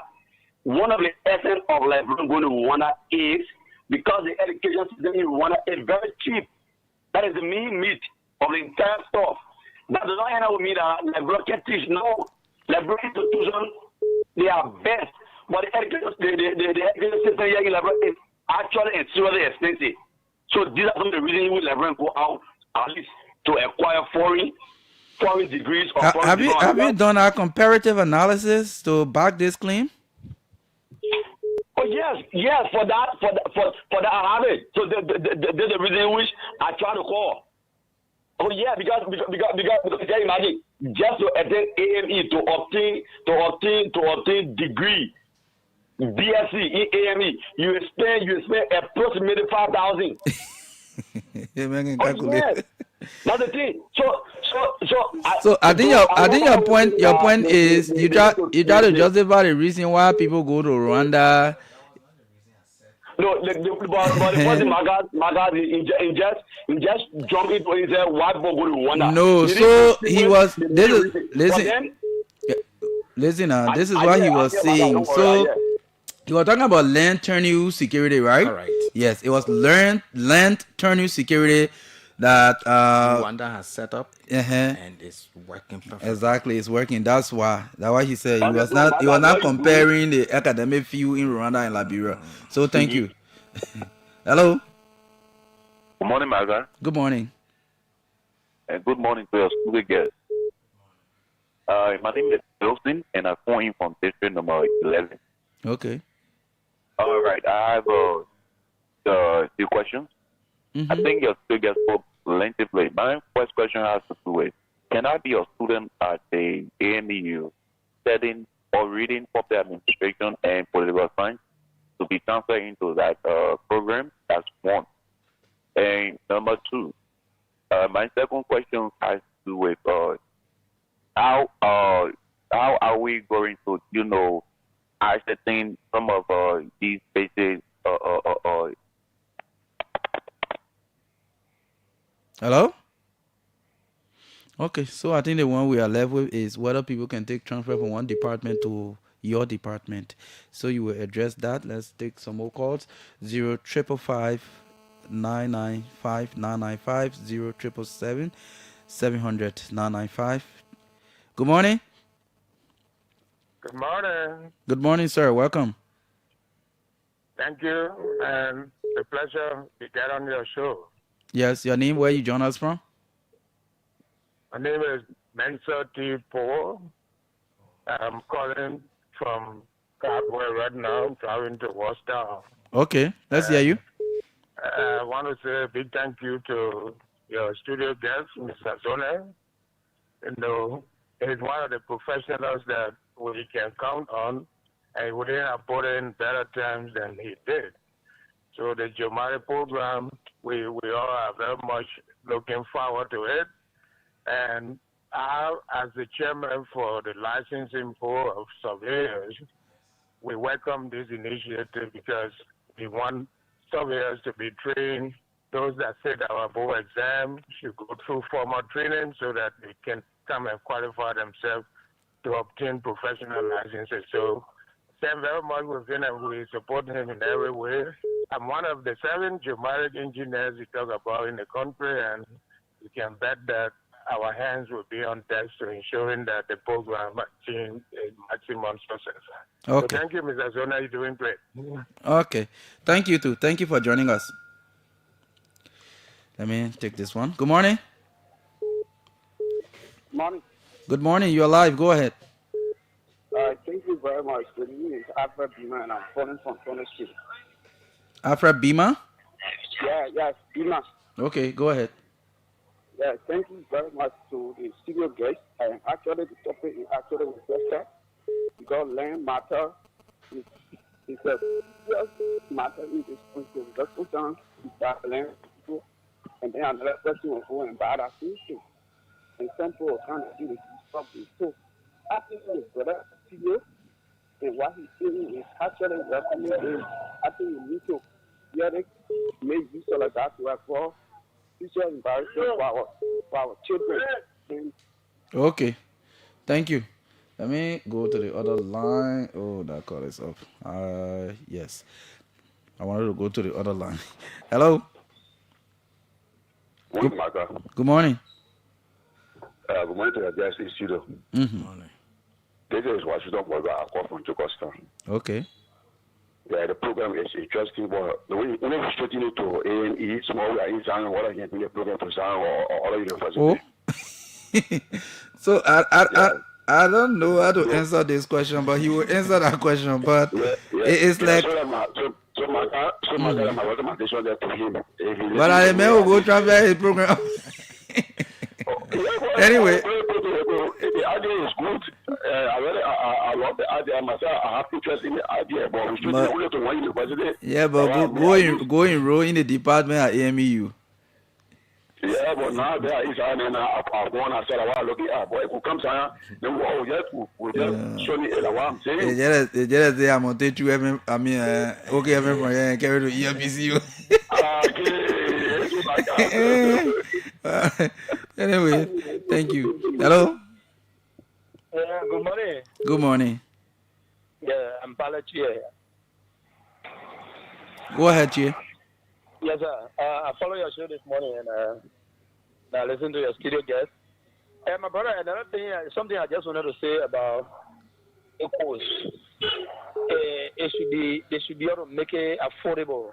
If I say affordable, the courses should be able to be, less expensive. Shouldn't be to that extent that students will be able to have problem with payment, of school fees and other things. Mm-hmm. Because you see, why he said from the beginning was labor, with lack of surveyor. And it's very much, important. It is true.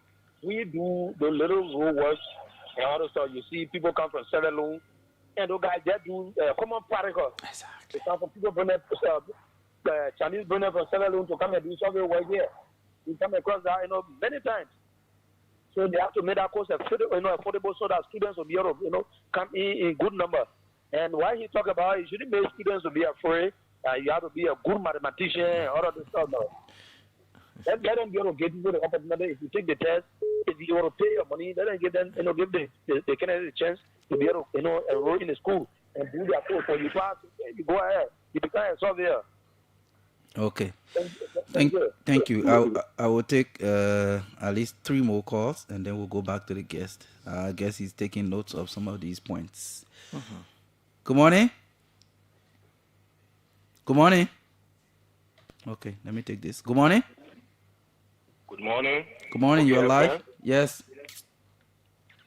Well, I've been following your program this morning, especially the one I saw. Yeah.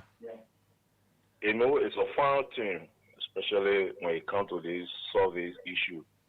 We lack of these things. We lack of this kind of training in our country. But one of the problems that I observe in Liberia that causing our situation to continue to remain the same is our majority of our people are poor. They don't have money. And then school, most of the time, take advantage of this situation and exploit them when it comes to their fees. That's one of the problems. That's why our educational system is always like this. So our people need to work on these things, like what the brother just doing. But it is government that's supposed to even bring this kind of institution in the country and make it affordable.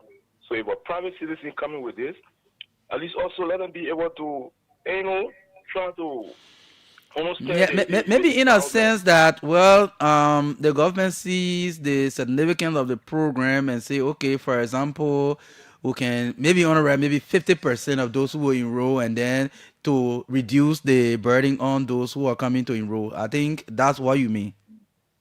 Yeah, it will help. It will help a lot because it is for the interest of the country. Okay, just imagine, look at like Volai Zoina. Volai Zoina is offering yellow machine for young Liberians to be able to get that knowledge. You know that when B-Man thinking, many of our people never had that ability to be able to do the kind of work. They had to get other people from places because we don't even have a vocational school to train people to this kind of area. You see? So these are some of the things that are affecting our young population to grow when it comes to job or facility. They don't have the knowledge.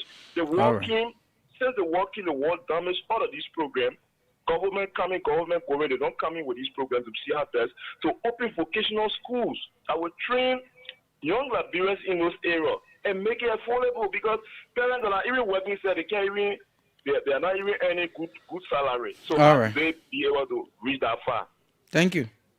Thank you. But I think this program introduced by the AME University is very important. I think we should commend the school and the head of the department for this, because I mean, the world we're living in right now, we need to have our hands on almost everything, especially technology advancing. There will come a time that even we that doing journalism will have to do it at another level. Journalism will have to be doing it at another level. So continue educational advancement is always great. And thanks for me. I'm proud that the university was able to bring this new program. Hello. Yeah, good morning. Good morning. Good morning. My name is Fatu. We are from Singapore. Okay. I want to tell you thank you very much for the discussion. You are saying about why students can go out to study. You know, one thing our brother and getting library is that they say when you study in library. We rather than not talk about study per se, man. It was this kind of structure people have put in place in other countries with land tenure security that is encouraging other people. At the end of the day, the urban development is, unique. Everybody wants, oh yeah, this city is beautiful. So it all boils down to the professionals you have, laying the groundworks to do these things. That's why he was making reference to. It was not about people studying outside of Liberia. Yeah, but So that one you already leave here that we don't want to make it a center of our discussion. Hello. Good morning. Morning. Yes. Is it okay, FM? Yes, you're live. Go ahead. Yeah, this is Manitoba. I'm calling from QA, the community, Rafi Highway. Okay. I'm also a graduate of the University of Layout and Kigali. Okay. To be specific, Uganda. Okay. Yeah, I'm listening to the radio. The program is welcoming, but I just want to portray a caller that said that the educational system in Liberia is somehow expensive, and then he made mention on Uganda. I spent Uganda. I had a master's degree in project planning management from Uganda. The reason the educational system is affordable when it comes to issue of tuition, the government of Uganda gave all university a subsidy. Okay. So based on that point, the federal university fees as on the low cost. But comparing with Liberia, I do think that is in the pipeline. So how will you go, for example, you have your money, you buy your land, you build your school, and you're expert to come and teach. And then those guys that are teaching or those professionals that are teaching, they need to be paid. So, and also need equipment, when it comes to all the science sector. So how will you say that you bring the tuition down? Then you want to make comparison, on Liberia and that of Rwanda. All right, we understand your point. Thank you. I just want to make that clarity so that particular caller can understand. All right. Then my second point is I want to know whether they have any other course that relating to a project department and the need or lecturer for project, because I said I had a master's in project planning management. So if there's any vacancy there, then you can also let us know. Because we are application you put in on the show, so. But thank you. they may apply into your school. But let's hear you, man. Let's hear you. You listen to the callers. They raise a lot of points, even though some of them wanted to carry us away by this, school environment comparison and stuff like that. Yeah. Yes, so we want to say thank you for the callers. Thank you to the callers for weighing in the program. I think the feedbacks are encouraging. I see that they raise few concerns. One, yes, education is expensive. Well, that's something that can be addressed at a national level. Maybe if government sees the need, they can come to subsidize the various schools. I'm sure government is doing that already. Another caller asks if it is possible to take a transfer. Of course, yes. All you need to do is to check with admission office and find out the requirement or gather the requirements for transfer, whether from within AME or outside of AME. If you at any other university and you want to take a transfer to the department, yes, contact the admission office and they will give you the guidelines and the requirements. And of course, I want to thank my chair for the licensing board for weighing in. Of course, chair, we are counting on you and your team greatly to join us to make that department a success. So I thank you for your contribution. And of course, the cost should be affordable, no doubt, like I mentioned. Just that I'm not privileged to announce cost, but I can assure the public that it will be absolutely cheap. People can take advantage of that. Come and learn. Pick up new skills, because where we're going now as a country and as a world at large, you need technical skills, you need professional skills to be able to thrive. So we encourage our young people to come and take advantage of the program.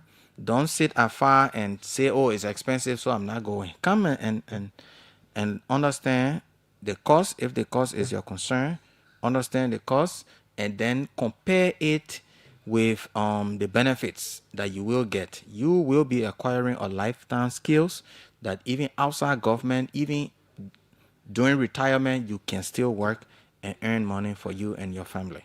So I think basically these were the concerns. And yes. Yeah, so in closing.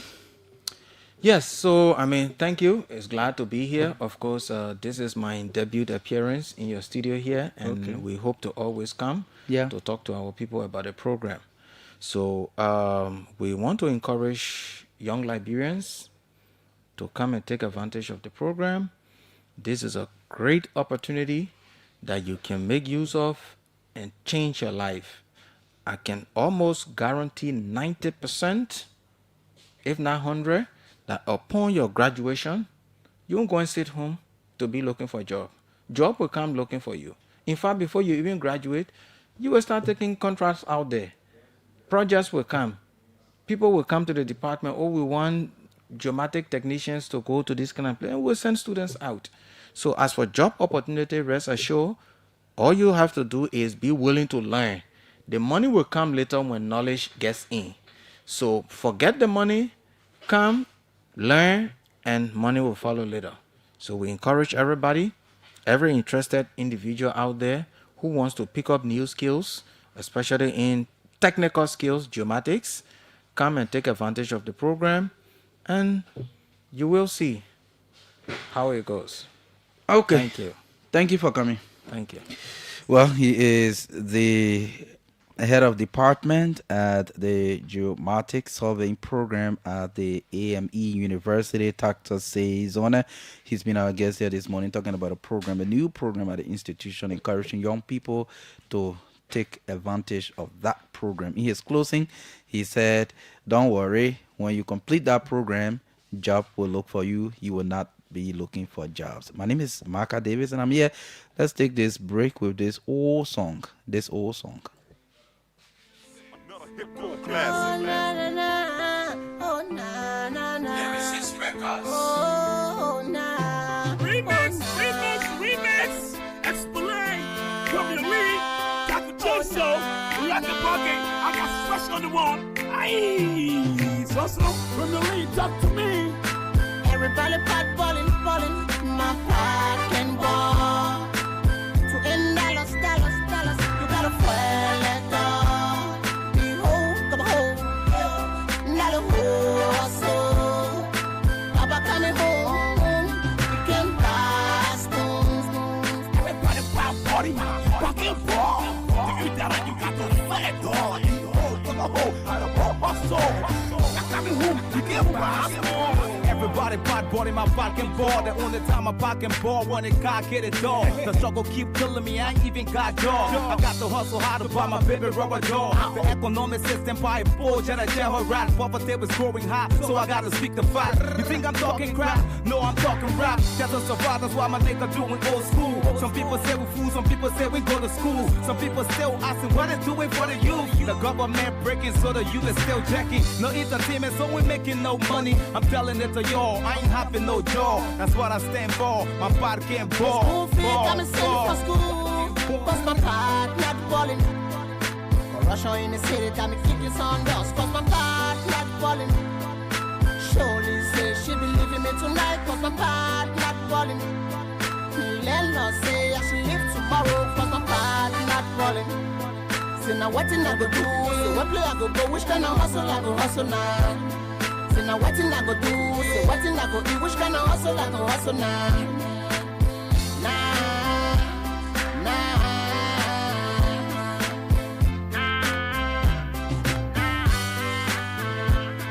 Everybody pop ballin', but my pocket ball. Now everybody cutting shot, but why I can't call? The whole cover hold, that the whole hustle. Send behold, you owe me one bottle. Now everybody for the set, only call for all. I hope in God for you, they want divine Congo all in the whole music game. Let me tell you what they think. See, they think the common people still don't know how to think they will learn. Because the other common men get common sense. I'm a common sense, made me to be intelligent. I understand all that BB10. Oh, you barely better get no content. When I want you as a president, too much BB talk and resort to negligent and neglected the building country, no development. So, embezzlement, sending money to echo band, bidding other country down, supporting our resources. Why they importing back? We can never see no profit. Now we need a profit to come and take us from poverty to prosperity. For people crying every day. Beat Masters exclusive. Everybody pot falling. My pot can ball. To end dollars. You gotta fuel it up. Behold, come home. Not a hustle. Papa coming home. When they say D-ho cover ho, that nana the economy we in. That the D-ho cover ho economy we in nana. Railway and blue, I'm like a prophet on the cross. I'm preaching them the message, but no one can hear my voice. I've been downplayed, LIB my talent, never lifted. Every message that I brought to them is sound baseless. I'm a power with Paul, I support. Baby mama coming cheering, crying to the horse. I can't stop my hustle, I'm a real true believer. Give on the Caesar, what? A special good morning to my colleague and brother William Hammond, news editor at Daily Observer newspaper, Edward Blamo, Prince Boswa, all these, patient-minded football fans. They've said they were going to Spain to trash Atletico Madrid, and they went there and struggled to draw. We're waiting. I had intended to support Arsenal earlier, but I saw them. Instead of saying they are going to play Atletico Madrid, they are there. We are going to trash Barcelona nightmare. That's how come I changed my whole support. So now as we speak, I'm supporting Atletico Madrid for the Champions League trophy. I think they have played football very well. They've been competitive. They've done well over the last 15 years compared to Arsenal. Arsenal is it's a very beautiful football playing team. We pity them that they lack the winning mentality. So William Hammond, Prince Boswa, how you call the other short one? Yeah. Oh no, he's not short. He's the tallest one among the three of them. Edward Blamo. They've been attacking me, and I told them that I will not be supporting Arsenal anymore because they try to disrespect FC Barcelona, one of the biggest in modern day football. Other people who won 15 titles, they did that, when their presidents, carrying gun way back, they used to twist people armed to take titles. But when it comes to modern football, Barcelona is the father of modern football. So you don't just denigrate Barcelona anyhow like that. So that's why I shifted my support now towards Atletico Madrid, because Arsenal fans that we've been feeling sorry for, they've now gone to Champions League final since 2006. That is how many? Almost 20 years now. They don't want to respect other people, but that's what it is. We're hoping that great things will happen from England. But yes, you're listening to the OK Morning Rush on OKFM 99.5. The name is Marka Davis, the son of the late Baptist Deacon. I'm here this morning with our entire production team, bringing you this full package of the OK Morning Rush. We have two young men here this morning. They've come to talk about something very important. We've always talked about this gender issue, the issue of gender-based violence, the role of men, and all of that. So we have Jerome Lee Jr., you pronounce his name better, Raymond Ogonti. The two of them are here, and we'll be talking more about these things. So, yes, let's just cross over to them and greet them this morning. Two young men. Good morning. Good morning. Yes, push the microphone closer to you. It's movable. Okay, Yeah. thank you. Good Yeah. morning. How are you? Yes, I'm good. We want to match the names with the face. Okay, so my name is Jerome Nyanguladi Junior. Okay. Yep. Good morning. So my name is Raymond Ogondi. Okay. Y'all do small self introduction and what thing y'all can do, Yeah. Okay, so who are you? Yeah. So sorry about that. My name is Jerome Nyanguladi Junior again, and I'm the executive director of the Healing Bridge Liberia. Okay. And currently, what we are doing here today is on the project that's being run by the Organization of Women and Children, where we applied to be positive masculinity influencers. Okay. To speak the issue about masculinity, to reimagine what masculinity means and how men can, support women when it comes to achieving gender equality and to promote women's leadership and all of that.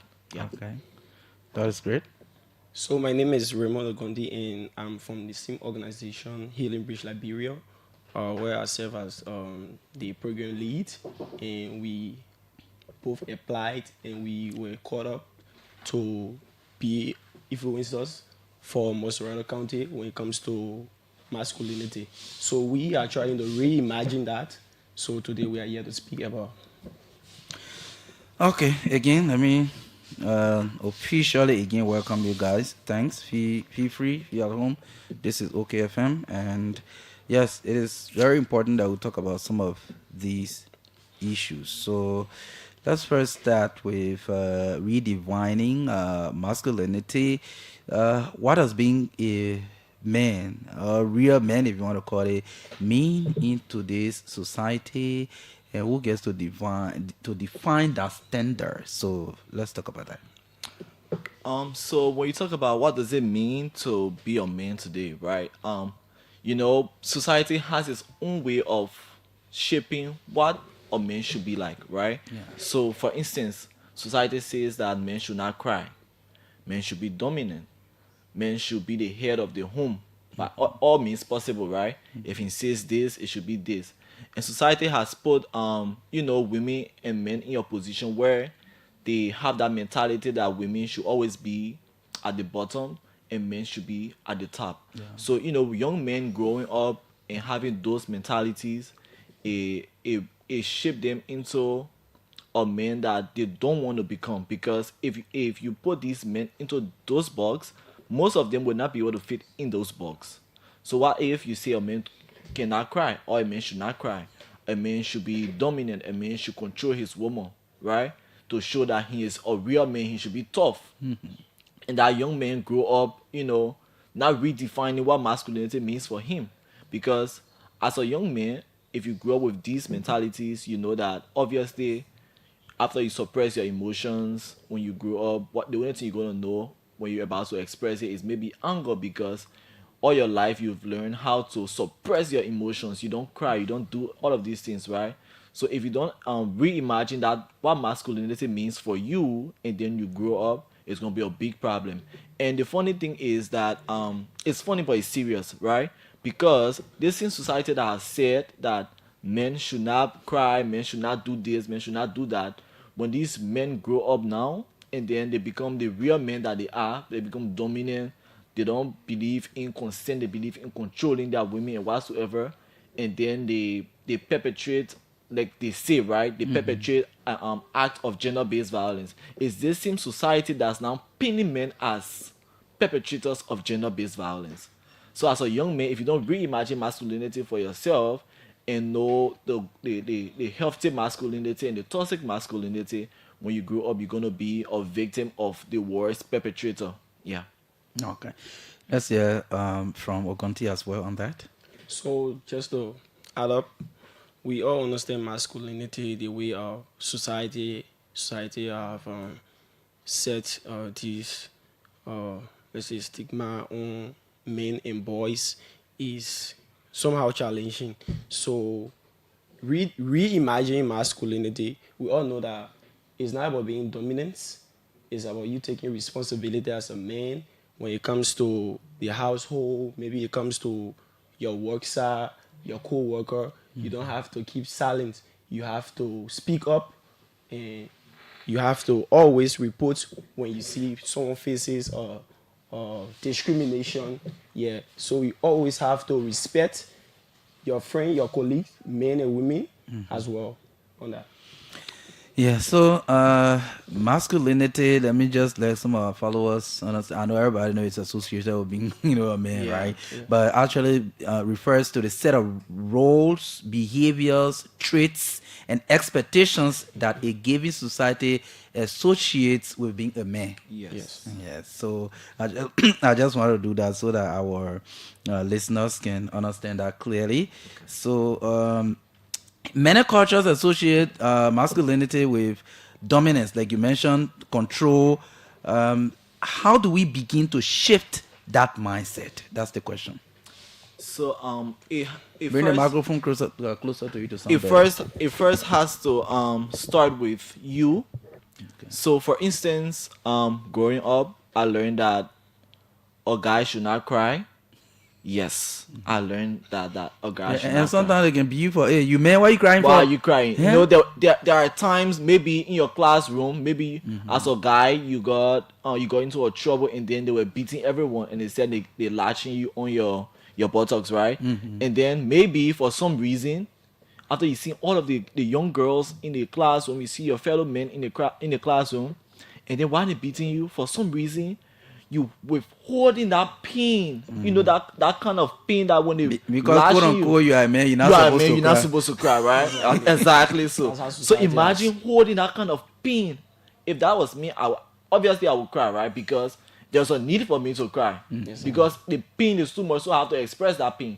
But mind you, if we believe all these sentiments, if we believe all of these things, most times, or you can say like most of the little children you see nowadays, the little kids like around 3 years, 4 years, 5 years, you will never see a little boy where his friend will knock him and he will not pay his debt. He will always want to do it because he has that belief that he has to stand up for himself. Yeah, Let's take it for an instance. Maybe a little boy and his friend were playing, and then mistakenly maybe the other boy pushed him, and then he fell and he ran to his mom or his dad and said, "This my friend pushed me." Those parents gonna be like, "You are a man. You're supposed to stand up for yourself for letting people know you crying." No. So what message does it send to that little boy? Go and stand up for yourself. And if he's gonna stand up for himself, obviously he's gonna pay back. And that's how those sentiments and that mindset of little boys are built up. And once they grow up, it's kind of difficult for them because they are being put in a box that they can fit in. So now, how do you shift from that? As a little boy coming up, it needs to start from the home, the parents. We learn all of these things from our parents, most especially from the mothers, because the mothers and the sons are more closer together than even the fathers, right? So most especially from our mothers. So if you can start from an earlier stage to start to talk to your boy or your girl, let's just say your boy, and try to talk to him that it's not a taboo for you to cry. It's not a taboo for you to feel weak if you feel weak at a certain point. It's not a taboo for you to say that you don't want to be dominant in your relationship or that you don't want to control your woman. It just shows that you are respectful. It just shows that you want to see your wife or your girlfriend as your partner, not just as any random woman, right? Okay. You want to have a home where you will respect your fellow counterpart, like your girlfriend or your wife, right? So you see, even in the homes, most of our parents, there's this funny say that you don't see your parents, being nice and lovely to each other, but then they born babies, right? Obviously you won't see it. This is just to say that you don't see them being nice, saying "I love you, baby." If these things are not being taught from the home, that's why you see most men when they grow up, there is no love in their home. They don't express love to their children, and once their children grow up to see what they have seen, they will also adapt to that system. And once they adapt to that system, obviously that generation is carrying that same trait. So it has to start with the parents from the home, and they try to educate those younger people about these things. Yeah. So is emotional openness still seen as weakness among men, especially in African societies? Yeah, I would say so, because the way our society have already put on that stereotype wherein you can express yourself freely as a man, and it leads to trauma, it leads to mental health as well. So yeah. How can men balance strength with empathy without feeling like they are losing their identity? Do you understand what I mean? Yes. Okay, so I would just want to talk about this. Let's talk about emotional intelligence, right? Yeah. To be emotionally intelligent, I'll just give a key example for the viewers to understand what we are talking about. Yeah. There's this instance where you see two guys, or a guy and a girl, had a confrontation. Maybe the girl slapped the guy, or his fellow men slapped him, right? Being a man, that's how you now trying to see if you can balance your strength with empathy or whatsoever, right? So if you are being emotionally intelligent, or if you possess the traits of a healthy masculine, what will you do in that point? You know that if you react, that issue will escalate, right? Yeah. So what do? You walk out and find a better time to address that issue. Mind you, you will have a lot of people on the scene saying, if that were me, I would slap him, right? If that were me, I would do this. So what if you go with what they wanted you to do and you slap that person? Maybe the person had an illness or whatsoever, and then whether they put you behind bars, or maybe the person dropped and died. That's not what we are saying, but let's say that's the instance. Those same friends that were telling you that if it was me, I would have slapped him, I would have done this, I would have done that, would be those friends that would be saying, why you couldn't just walk away if that was me? Exactly. Yeah. Now they have left you. So now that's how you balance these things. Instead of you retaliating because you know the matter will escalate, you walk away. That is not being weak. You are not being weak. You are just being emotionally intelligent, because you know that once you retaliate, the matter will escalate. You find a suitable environment or suitable time that you can discuss these issues.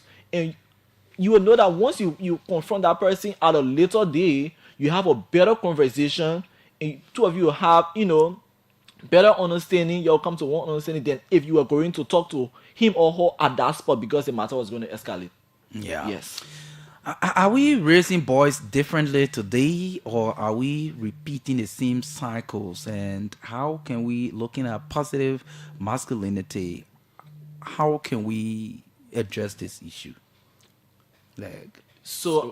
Okay, Remo will go first.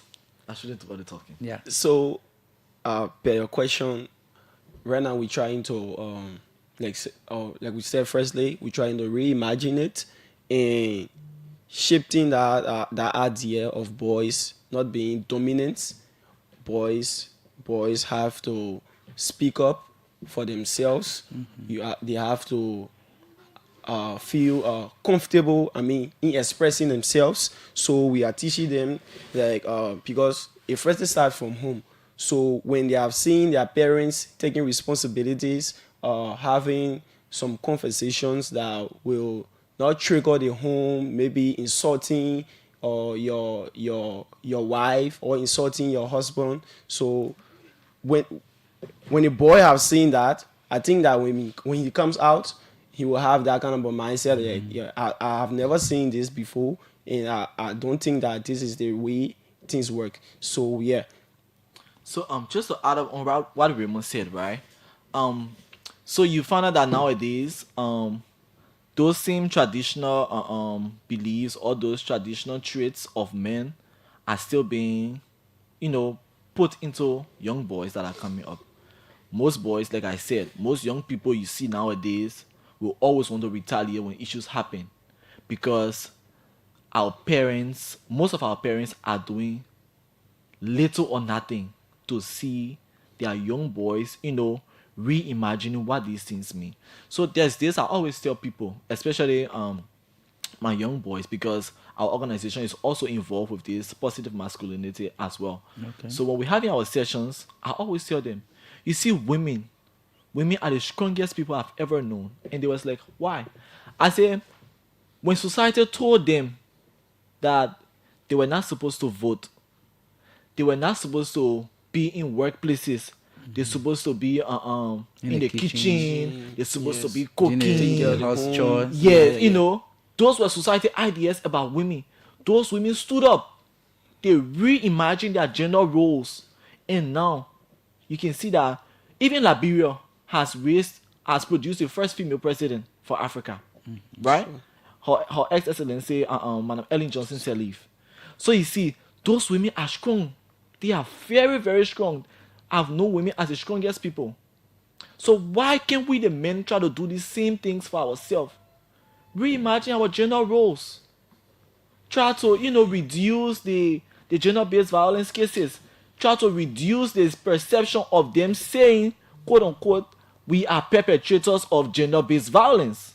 You see that most people don't report gender-based violence cases as men because we the same men will bully our friends because we are men or grown men really want to go to the police station and tell a policeman that my wife slapped me, my wife beat on me. The same issue of suppressing emotions. Exactly. I was saying. So you see, if they go there and then they say that to the police, my man, you man now, my man, how you a liar? My man, you not shame me, I mean, as soon as you go to that police station, police yeah. So what message does it send now? It sends that go back to your house and be a dominant man. Exactly. If you're supposed to beat on her, you beat on her to tell her that you are the man of the house. So now we're trying that is not right. To shape that. So men as allies in ending gender-based violence. This is another key point of our discussion. Yes. Men as allies in ending gender-based violence. Let's talk about that. So men as allies in any gender-based violence, like I was talking about gender-based violence. Gender-based violence is a whole wide range of conversations. You talk about rape, you talk about harmful practices like FGM, you talk about harassment, you talk about sexual assault. Mind you, we are also victims of gender-based violence too as well. So how can men be as allies to support women? Because that's where the conversation is going, right? To support women. Like I said, it has to start from the early stage.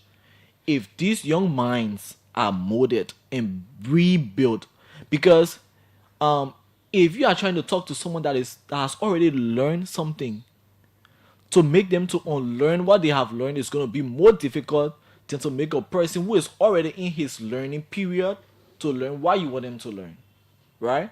So it needs to start from the early stage. If you can try to mold the minds of these young people, you can try to encourage them and tell them to see women not just as any other random woman, or to see them as a girl or whosoever, but they need to see them as their partners. They need to see them as people who can be of support to them, not just as anyone that can just be in the homes, right? So men can encourage women. They can stand side by side women with for women's leadership, for women's equality, because we know that men are being as perpetrators, like I said. So how can you leave from being a perpetrator to be an ally? You need to support women. So what are practical and safe ways men can intervene when they see abuse happening? Okay, so men as allies is simply trying to men should stand up for women, and men should So practical ways like let's for instance, in the house, you can just because you say you the man and then you don't want to share responsibilities when it comes to maybe helping the kids with their assignments, maybe cleaning up, maybe washing. You say, oh, I come from work, I only won't provide in the house yet. I also supposed to do everything. No. So you have to be able to support your woman. You have to be able to be in your workplace, your co-worker. You have to share responsibilities, or you have to speak up when you are seeing maybe discrimination, anything that has to do with unfair decision. You as a man have to make sure you speak up, and then Okay. So again, how can workplaces create an environment where men actively challenge harassment? So in your workplace, you see that most people, maybe they feel like, these things about touching a woman inappropriately is a normal thing. Saying certain things to women, it's just a normal thing. Maybe they feel like a man can just walk up to a woman and say that, oh, you look nice. That's a nice compliment to tell someone that you look nice. Okay. But it gets awkward or it gets abusive when you are telling that woman that her buttocks is growing. Okay. Yes, it gets awkward when you are saying that because that's more like you're trying to abuse her, right? So that's very wrong. Also, most men feel like since they are dominant in the society, or since society says that they should be dominant, if they have a female boss, they feel like they want to be the boss and a female should not be the one to lead them. So they're going to find every means possible to make that female look very bad. Okay. Let's take, for instance, maybe you know that you were supposed to submit a certain paper to your boss and she's a female and you did not submit that paper that needs signing or that needs reviewing, and you have a potential partner that's supposed to come on that day. You wait for 5 minutes, so when the partners are already here, you give the woman the paper. She finished signing it, she go away. She now you want to understand what is their partners are already there. What do you expect her to say? But you don't expect her to address you on the issue because you are a man. Exactly. And at that point now you feeling like the man, you feel dominant because you're gonna steal the spotlight. You want to be in the spotlight. So that's some practical ways that you see gender-based violence happens in the workplaces. Yeah. And we also believe that men have to listen when women speak. Yeah. Yeah, because we're trying to push gender equality as well. Okay. Let's draw down a little bit to this issue of supporting women's leadership. So before we continue with that topic, do you think Liberian men or men in Liberia have done enough in supporting women in leadership? So when we talk about women in leadership, right? I always say this. They have two different types of leadership, whether it's political or you have like in the workplaces, social leadership and whatsoever, right? So when it comes to political leadership, let's say it's something that is democratic for Liberia, right? Okay. And let's say men support women. I always say this. Most men will support women. Most men also believe that women are not still supposed to be there. Okay. I can always say this. Most of our fathers, our grandfathers, they never had the knowledge that we have nowadays. So they were not educated about these things. They were not educated that a woman is not supposed to only be in the kitchen, right? She's not supposed to be in the kitchen. She's supposed to go out there and work. So most of them still don't believe that they belong there. So, but let's say that the space is given, the environment is given for them to, exercise their right into politics or whatsoever. It's still left with the body. It's still left with the people, the majority, to decide if they want them to be into leadership, right? When it comes to political roles, right? So, but most men in Liberia, most men still believe that women are not still supposed to be up there. They are not still supposed to be leaders. They are still supposed to be in the kitchen. They are still supposed to be how do you call it? Housewives. They are still supposed to be taking care of children. Most men still believe it. But yeah, some men still believe that it is not their right, it is not their duty, it's not their duty to be in the kitchen. So I think something is being done, but it's not enough. Yeah. So if I ask for you to say what is this? What practical that support should be when we say men supporting women in leadership, whether in political leadership, like you mentioned, the issue of social leadership, what that support should be, what kind of support? So so when you talk about practical support, I feel like it should be firstly when women are speaking, men should be able to listen and then take down whatever they say, and then you have to encourage them when you're trying to run in some places that you feel like, oh, that men's supposed to be here. So we the men sometimes we only take these things from women, but we don't. After when we reach certain place, we can say, we just say, man, that woman, I don't think that woman will be able to. We feel like they are not competent. Because we only take these things down, but we don't implement them. Yeah. Is there in any way that women themselves contribute to some of these attitudes towards them by men? Oh yes, true. So for most women still have the sentiments. Okay. They still have those ideas that I'm a woman. I'm a woman. yeah. And society says I should be in the kitchen. Okay. Yeah, I should be in the kitchen. I shouldn't be out there. And even some women, right? Let's talk about the market women. Let's go to the market side. Let's see those old ladies. Yeah, right? Mhm. So if you have a man and a woman, though it lies with the financial power. Mhm. Who has the financial resources? So let's say there's a time for leadership. And then a lady comes and she says, oh, I see the goodness in being a female leader. I want to go into the house. I want to be able to advocate for you people. Try to, support me. A man comes with money. Mhm. Just share your money, money.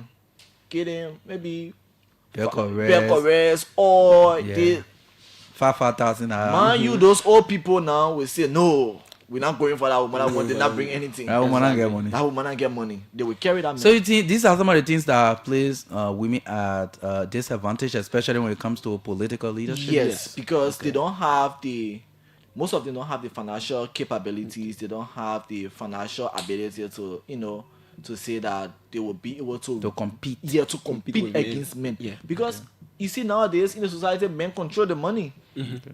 So as men are controlling the money, they have And of they are brave. They are, exactly. More women still even have the beliefs that they make decisions based on their emotions, and that's one big problem that they always say. Oh, women always make decisions based on their emotions.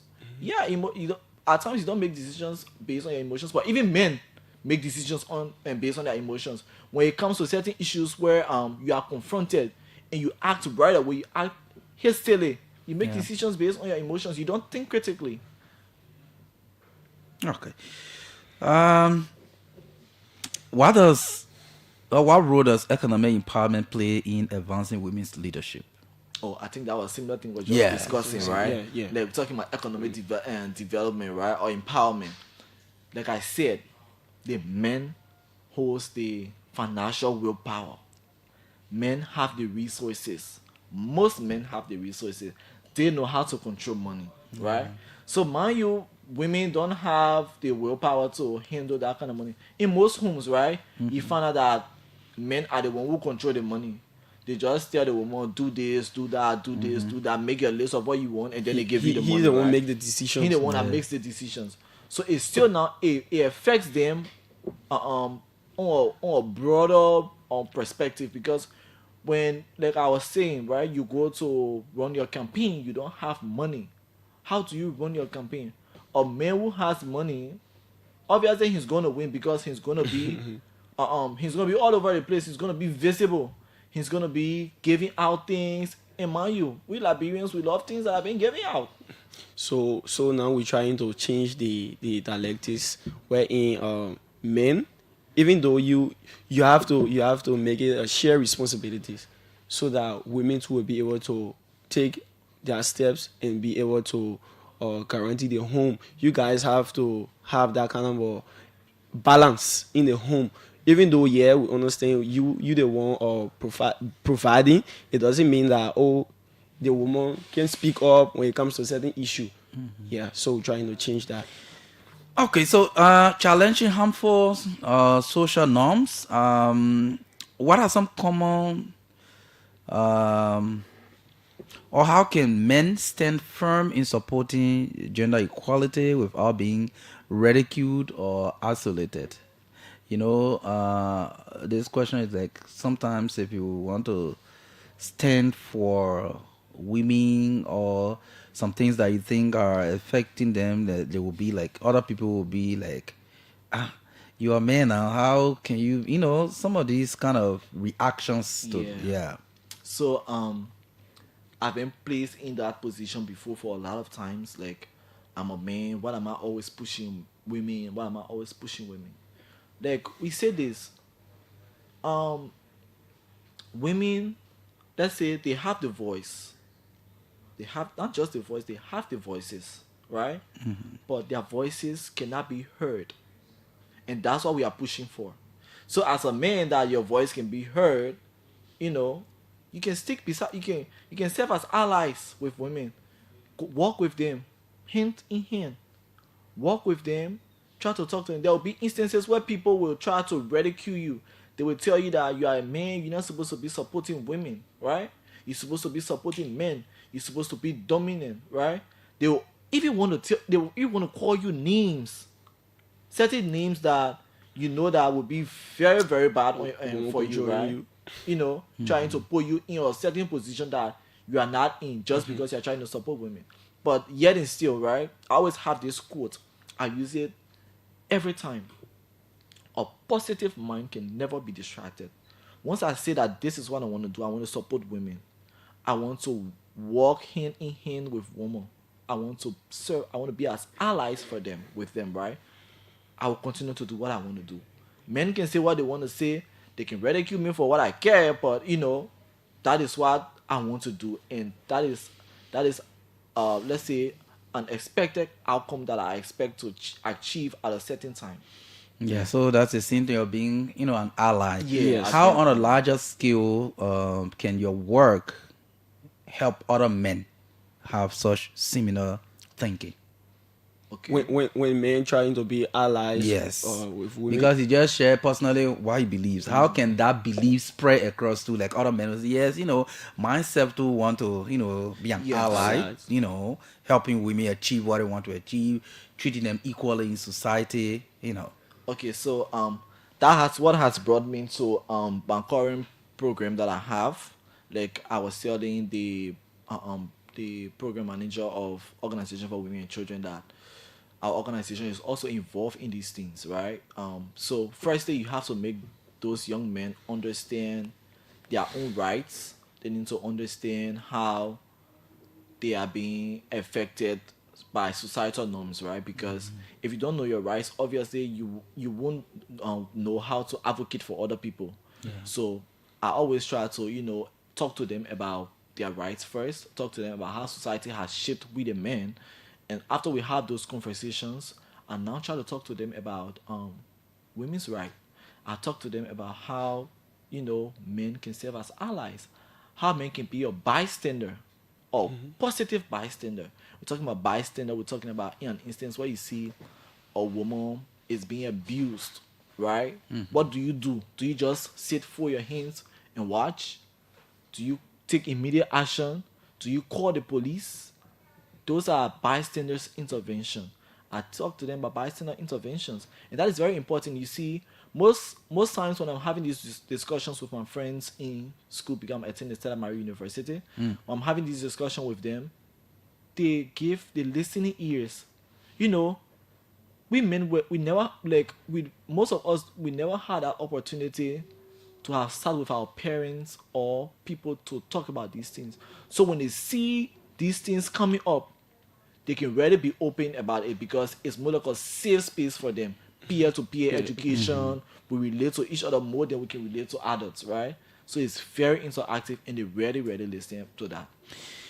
So just bring me to this question about what or how can we address the issue of peer pressure, cultural expectations, and stereotypes that discourage men from supporting women, and how to stand firm despite criticisms? Okay, you want to go first? Yeah, go first. Okay, so how do you challenge peer pressure? So let's first talk about how peer pressure happens. So as a man, and then you experience these things where society put you in this box. Obviously, if you cannot fit in this box, you want to leave. And in leaving, you know that it's going to cause you serious mental health issues, be it anxiety, be it trauma, right? Now, how do you go to a positive peer pressure instead of a negative peer pressure? I always tell people there is a positive part of peer pressure, there's a negative part of peer pressure. A positive part of peer pressure, an example could be where your friend could influence you if you don't like school to make you to like school. That's positive peer pressure, right? If you can respect your parents, your friend's going to make you to respect your parents, right? That's positive peer pressure. And negative peer pressure is when you go the wrong path. You try to abuse substances, you try to smoke, So mind you, if they leave from that environment and then they they find themselves with the wrong people, they're going to go down the wrong path. And going down the wrong path now, they now start to do things that they're not supposed to do. They don't have the technical, not the technical know-how, but they don't have the knowledge, or they are not empowered with the knowledge to know what are women's rights, how do they support women, how do they do this, how do they do that the right way, and what will happen to them if they don't do the right things or they don't respect women. And now what they believe now is, oh, I should always be a man. I should always be a man. I should always be this. I should always be that. So yeah. Yes, okay, folks, you're listening to the OK Morning Rush here on OKFM 99.5. My guest this morning, Jerome Neuladi Jr., Ritma Ogonti. We're here talking about the issue of gender positive masculinity and how women can get supported to play leadership role, discourage gender-based violence and all of that. So let's look at what are simple everyday actions men can take to promote respect and equality at home. So yeah, men should not know any form of discrimination. Men should always report these cases. Men should stand firm when it comes to being allies to women. Men should take views. They should always support. It could be a female or a male. Men should always stand, and then yeah. Okay. Yeah. So like you were saying, men should always want to listen to females' view. Like most women have the knowledge, they have the advices to give to men. But you see that because men don't want to listen, so they won't listen. So we encourage them to listen. If you don't want to start from outside, start it from your house. Try to listen with your daughters. Try to hear your daughter's view. Try to hear your wife's view about things, right? During our training, there was a practical example that was demonstrated by one of the facilitators. So he placed a guy in your chair, right? And then he placed a bottle down on the ground. And he told the guy to stand in the chair, do not squat, do not bend over, do not move from the chair, but get the bottle. He did not notice that a female was standing beside him, and he was like, there's no way I can get the bottle. Of course there's a way. There is a lady standing beside you. Tell her to walk and give you the bottle, and you have the bottle without trying to get them from the chair, right? So now you need, at least that's a practical example of how you need to listen to females. You need support. You need support. You need to see them as partners, like we said. Yeah. So that's one practical way. That's just a practical example of that. Okay. So let's listen now to the Liberian people through their calls. So you can place in your call. We've talked a lot about a positive masculinity. We also talk about how women can be supported in society, how to discourage or fight against gender-based violence. How can men be allies to women in achieving greater equality? So yes, call 07777000995, 0555995 These are the numbers again: 07777000995 and 0555995. This first caller. Good morning. Yeah, good morning, Marka. Good morning. Go ahead. Okay, my name is Dennis. I'm calling from Minnesota. Yeah, go ahead. Oh, Marka, you see, I want to say good morning to your guys before. Yeah. This mad issue here. You see, today you see men getting, stroke more than women because there are certain things that we sort of pull out. So society may also not to pull it out. So we increase our blood pressure, raise up. Even some women in their home beat their men. But a man will not come out and say, yeah, I know a man who is wife always beat him. But when you come out and say, get out here, you are a man, so men passing through a lot of things. Are you getting the That thing that we callers? need to discuss. Okay. Okay. Thank you. Yeah. All right. Let's take the other one. Good morning. Good morning, Marka. Good morning. My name is Thomas Kerr, and I phone in from the capital bypass in Monrovia. Okay. I want to say thank you for the discussion this morning, and I've been following the show. There are a couple of things I want to make my point on. Okay. It is a very, very important discussion. Very, very important discussion, especially in our emerging democracy, talking about supporting women and all of those. But the first thing I want to say, maybe I must sound a bit, divergent this morning when it comes to some of the things they said. They said several good things, but there are a few reservations I have. Supporting women don't even support themselves. That's the first thing. Women don't support themselves. We heard that several times. They made mention of some political issue where women running an SYZ. Even in elections, right? In the district where women are participating in elections, you don't find fellow women supporting the fellow woman. All right? That's the first thing. Before somebody helps you, you should be able to help yourself. Women don't support each other. They castigate each other. Now he's talking about men supporting women to bring women up to speed. Even the representation law in the house, if you look at that particular law, it says women should have 30% representation. I see that to be a limitation. Why can't it be open for women to participate? Even they can get 50%, 60% when it comes to representation in the house.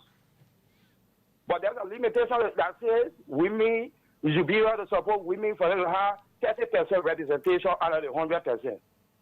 I even see that law to be discriminatory. I see that law to be limited or limiting women in another way. Okay. And another part I want to also close on is that this gender equality, the kind of way, some of these female advocates are actually explaining it to their fellow women. It even creating more problems for some women, as compared to even helping them. When you go to some of these trainings, they kind of way, women, you got to be a voice in your house and XYZ. And some of these women will not understand the context. They go home and challenge their men. So from the point of discussion this morning, you can understand clearly the issue of partnership. They have talked more about even the role men can play in ensuring that balance is seen in the home. So they're not just encouraging women. That's where the issue is. You're talking about that balance being in the home. Yeah. It will go back, we trace it to even biblical history, SYZ. There is nothing like balance. Man, you are the head of the home. Man, you are the head of the home. It doesn't mean that women will not have voice, but this is clear. People will not understand from that perspective, looking at gender sensitivity, gender issue, and as they say, we got to be equal, gender equality. Okay, the guests will address that point. That should not be the issue, and some of them are creating a lot of problems for them in their homes. Hello? Okay, that caller is off the line. Let me take this one right here. Good morning. Good morning, brother. Good morning. Go ahead. Yeah, this is Thomas Kedon. Thomas, let's hear you. Huh? Go ahead. You're live. Go ahead. I tried to read that. I was telling you yesterday. I found to. This man is calling. Thomas Kedon. Hello? Yes, go ahead. Good morning to the peace-loving people of Liberia. Good morning. I'm Costas Vani family. Let me appreciate you for your topic. You know, what all my brothers said in studio is true. This time around, we men, we need to support our women. Because on the day of creation, when God made the heaven and the earth, before bringing us on earth today, woman was our helper. And women are not slaves to any man. They are the backward of every relationship. That's the reasons why they say a good man or a successful man have a successful woman as a backward behind him. But they say our brothers don't do it.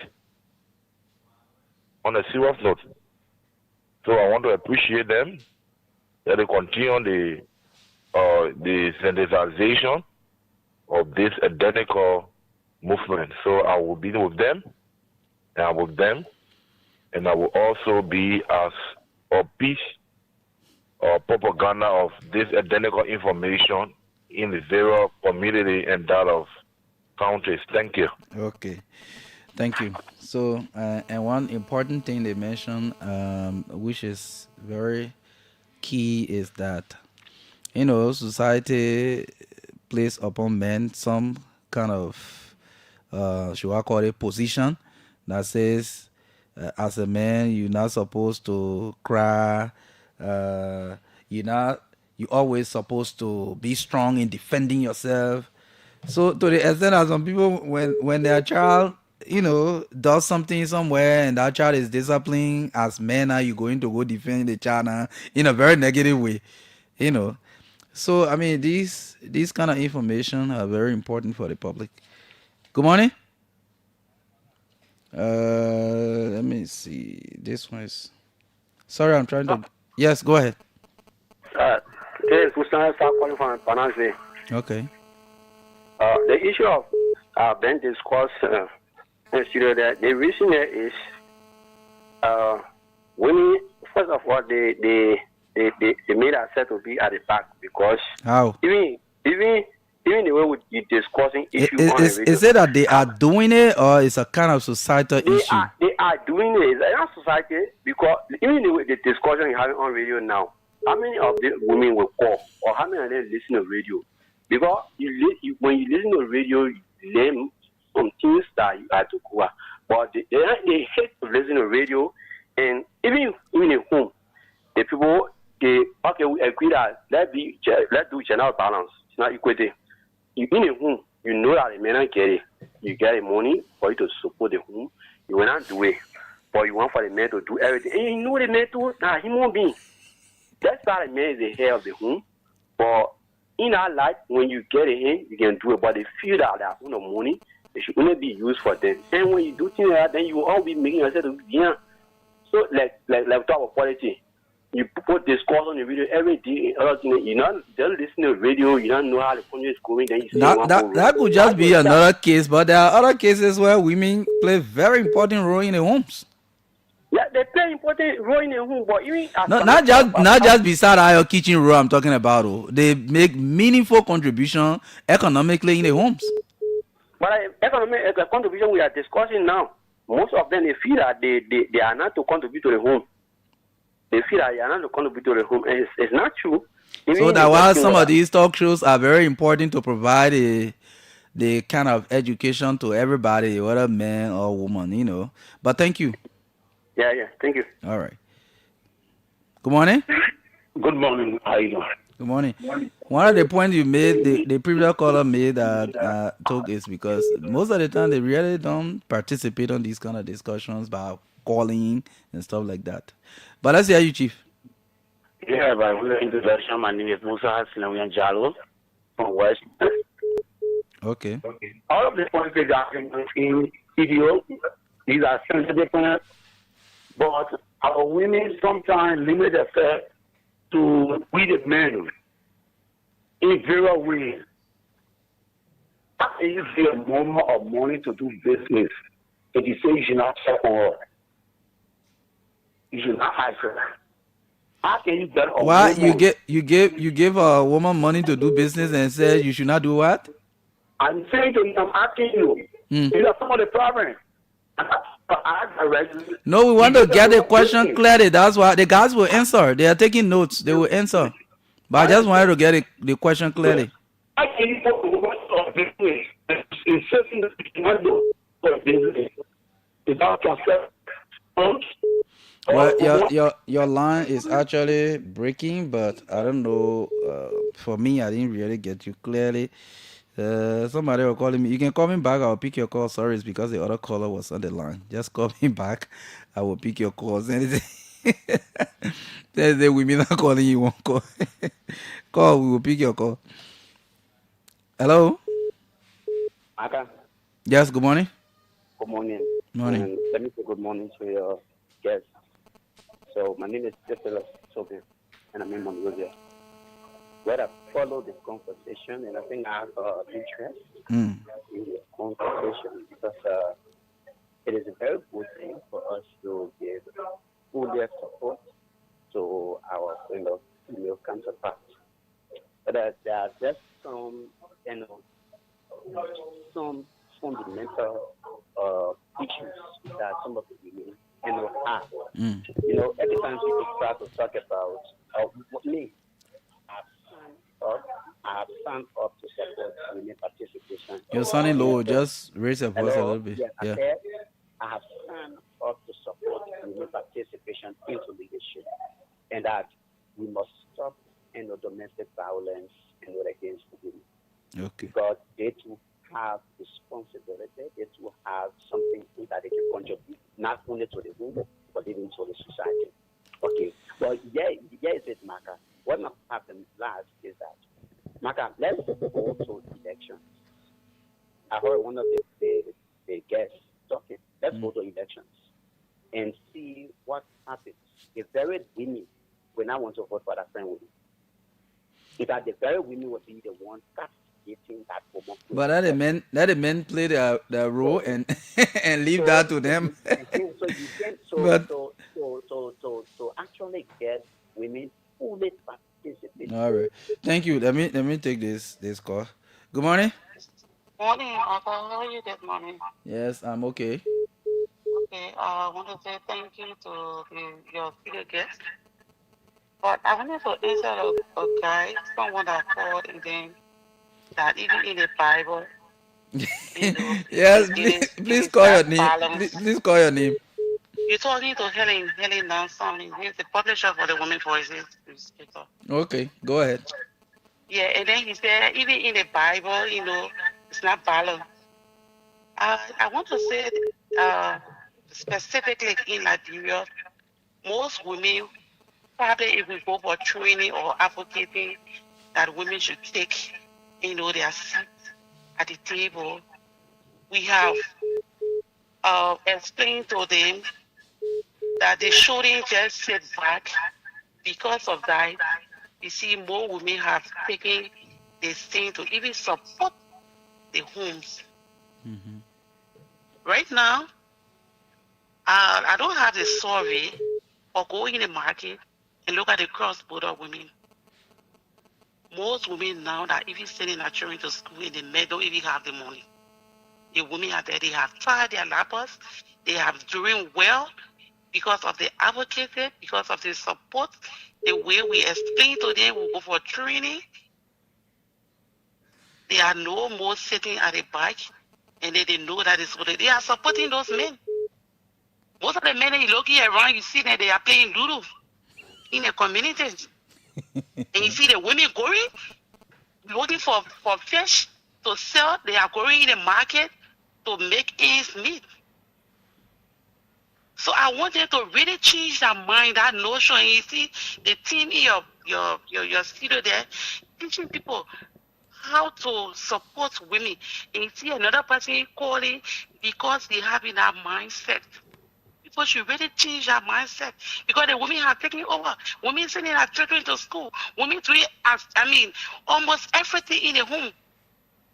And because of that taboo or the culture, we here come and say, oh, I am the one that's doing this. I am the one that's doing that. They take care of their men. Thank you. And their children. All right. Thank you. Thank you. You know, one of this whole, societal mindset things that happen way back that even affected even my own late mother. Like, my grandparents, they had 2 girls and 3 boys. So like, my grandfather was there. Oh, you just help us send your brother then to school. You know, it reached a point in time when my mother, may also rest in peace, my mother always used to be like, oh, the thing our part to us way back, it was not the right thing. You know, she realized that it was not the right thing. So the three boys were going to school and they were doing well in school, but they were there always coming to support them with food, to do other things. But I think today, if you look at school enrollment in the country, I think we have gone past that now. Yeah, we've gone past that. But listen to the callers. We just have 2 minutes here left, so let's just address some of these issues just in the 2 minutes, please. Okay, so just to be fast about it, right? Yeah. The first caller talk about they talk about why men do not speak out, right? Yeah. I think we even elaborated on that before, right? That because of the societal ideas about men, that men supposed to be dominant, so you find out that most men will not just get up and go to speak out because of the societal ideas that men face. So I think we spoke about that. And I don't really want to dive into the women don't support themselves, right? But if we are talking about women don't support themselves, we also made mention that women also face these challenges, right? And because you feel like yeah. Sorry about that. And because we feel like women don't support themselves, so will you not do the same? I always tell people, if you want to see a change, you have to be the change that you want to see. It needs to start from you. And our today's discussion is about encouraging young men. Okay, you don't see women supporting their fellow counterparts. What about you? Encourage those women to support the women, right? That's what we are here for. We are here to encourage men to support women, right? Exactly. And then you talk about the Bible verse, right? About the Bible verse.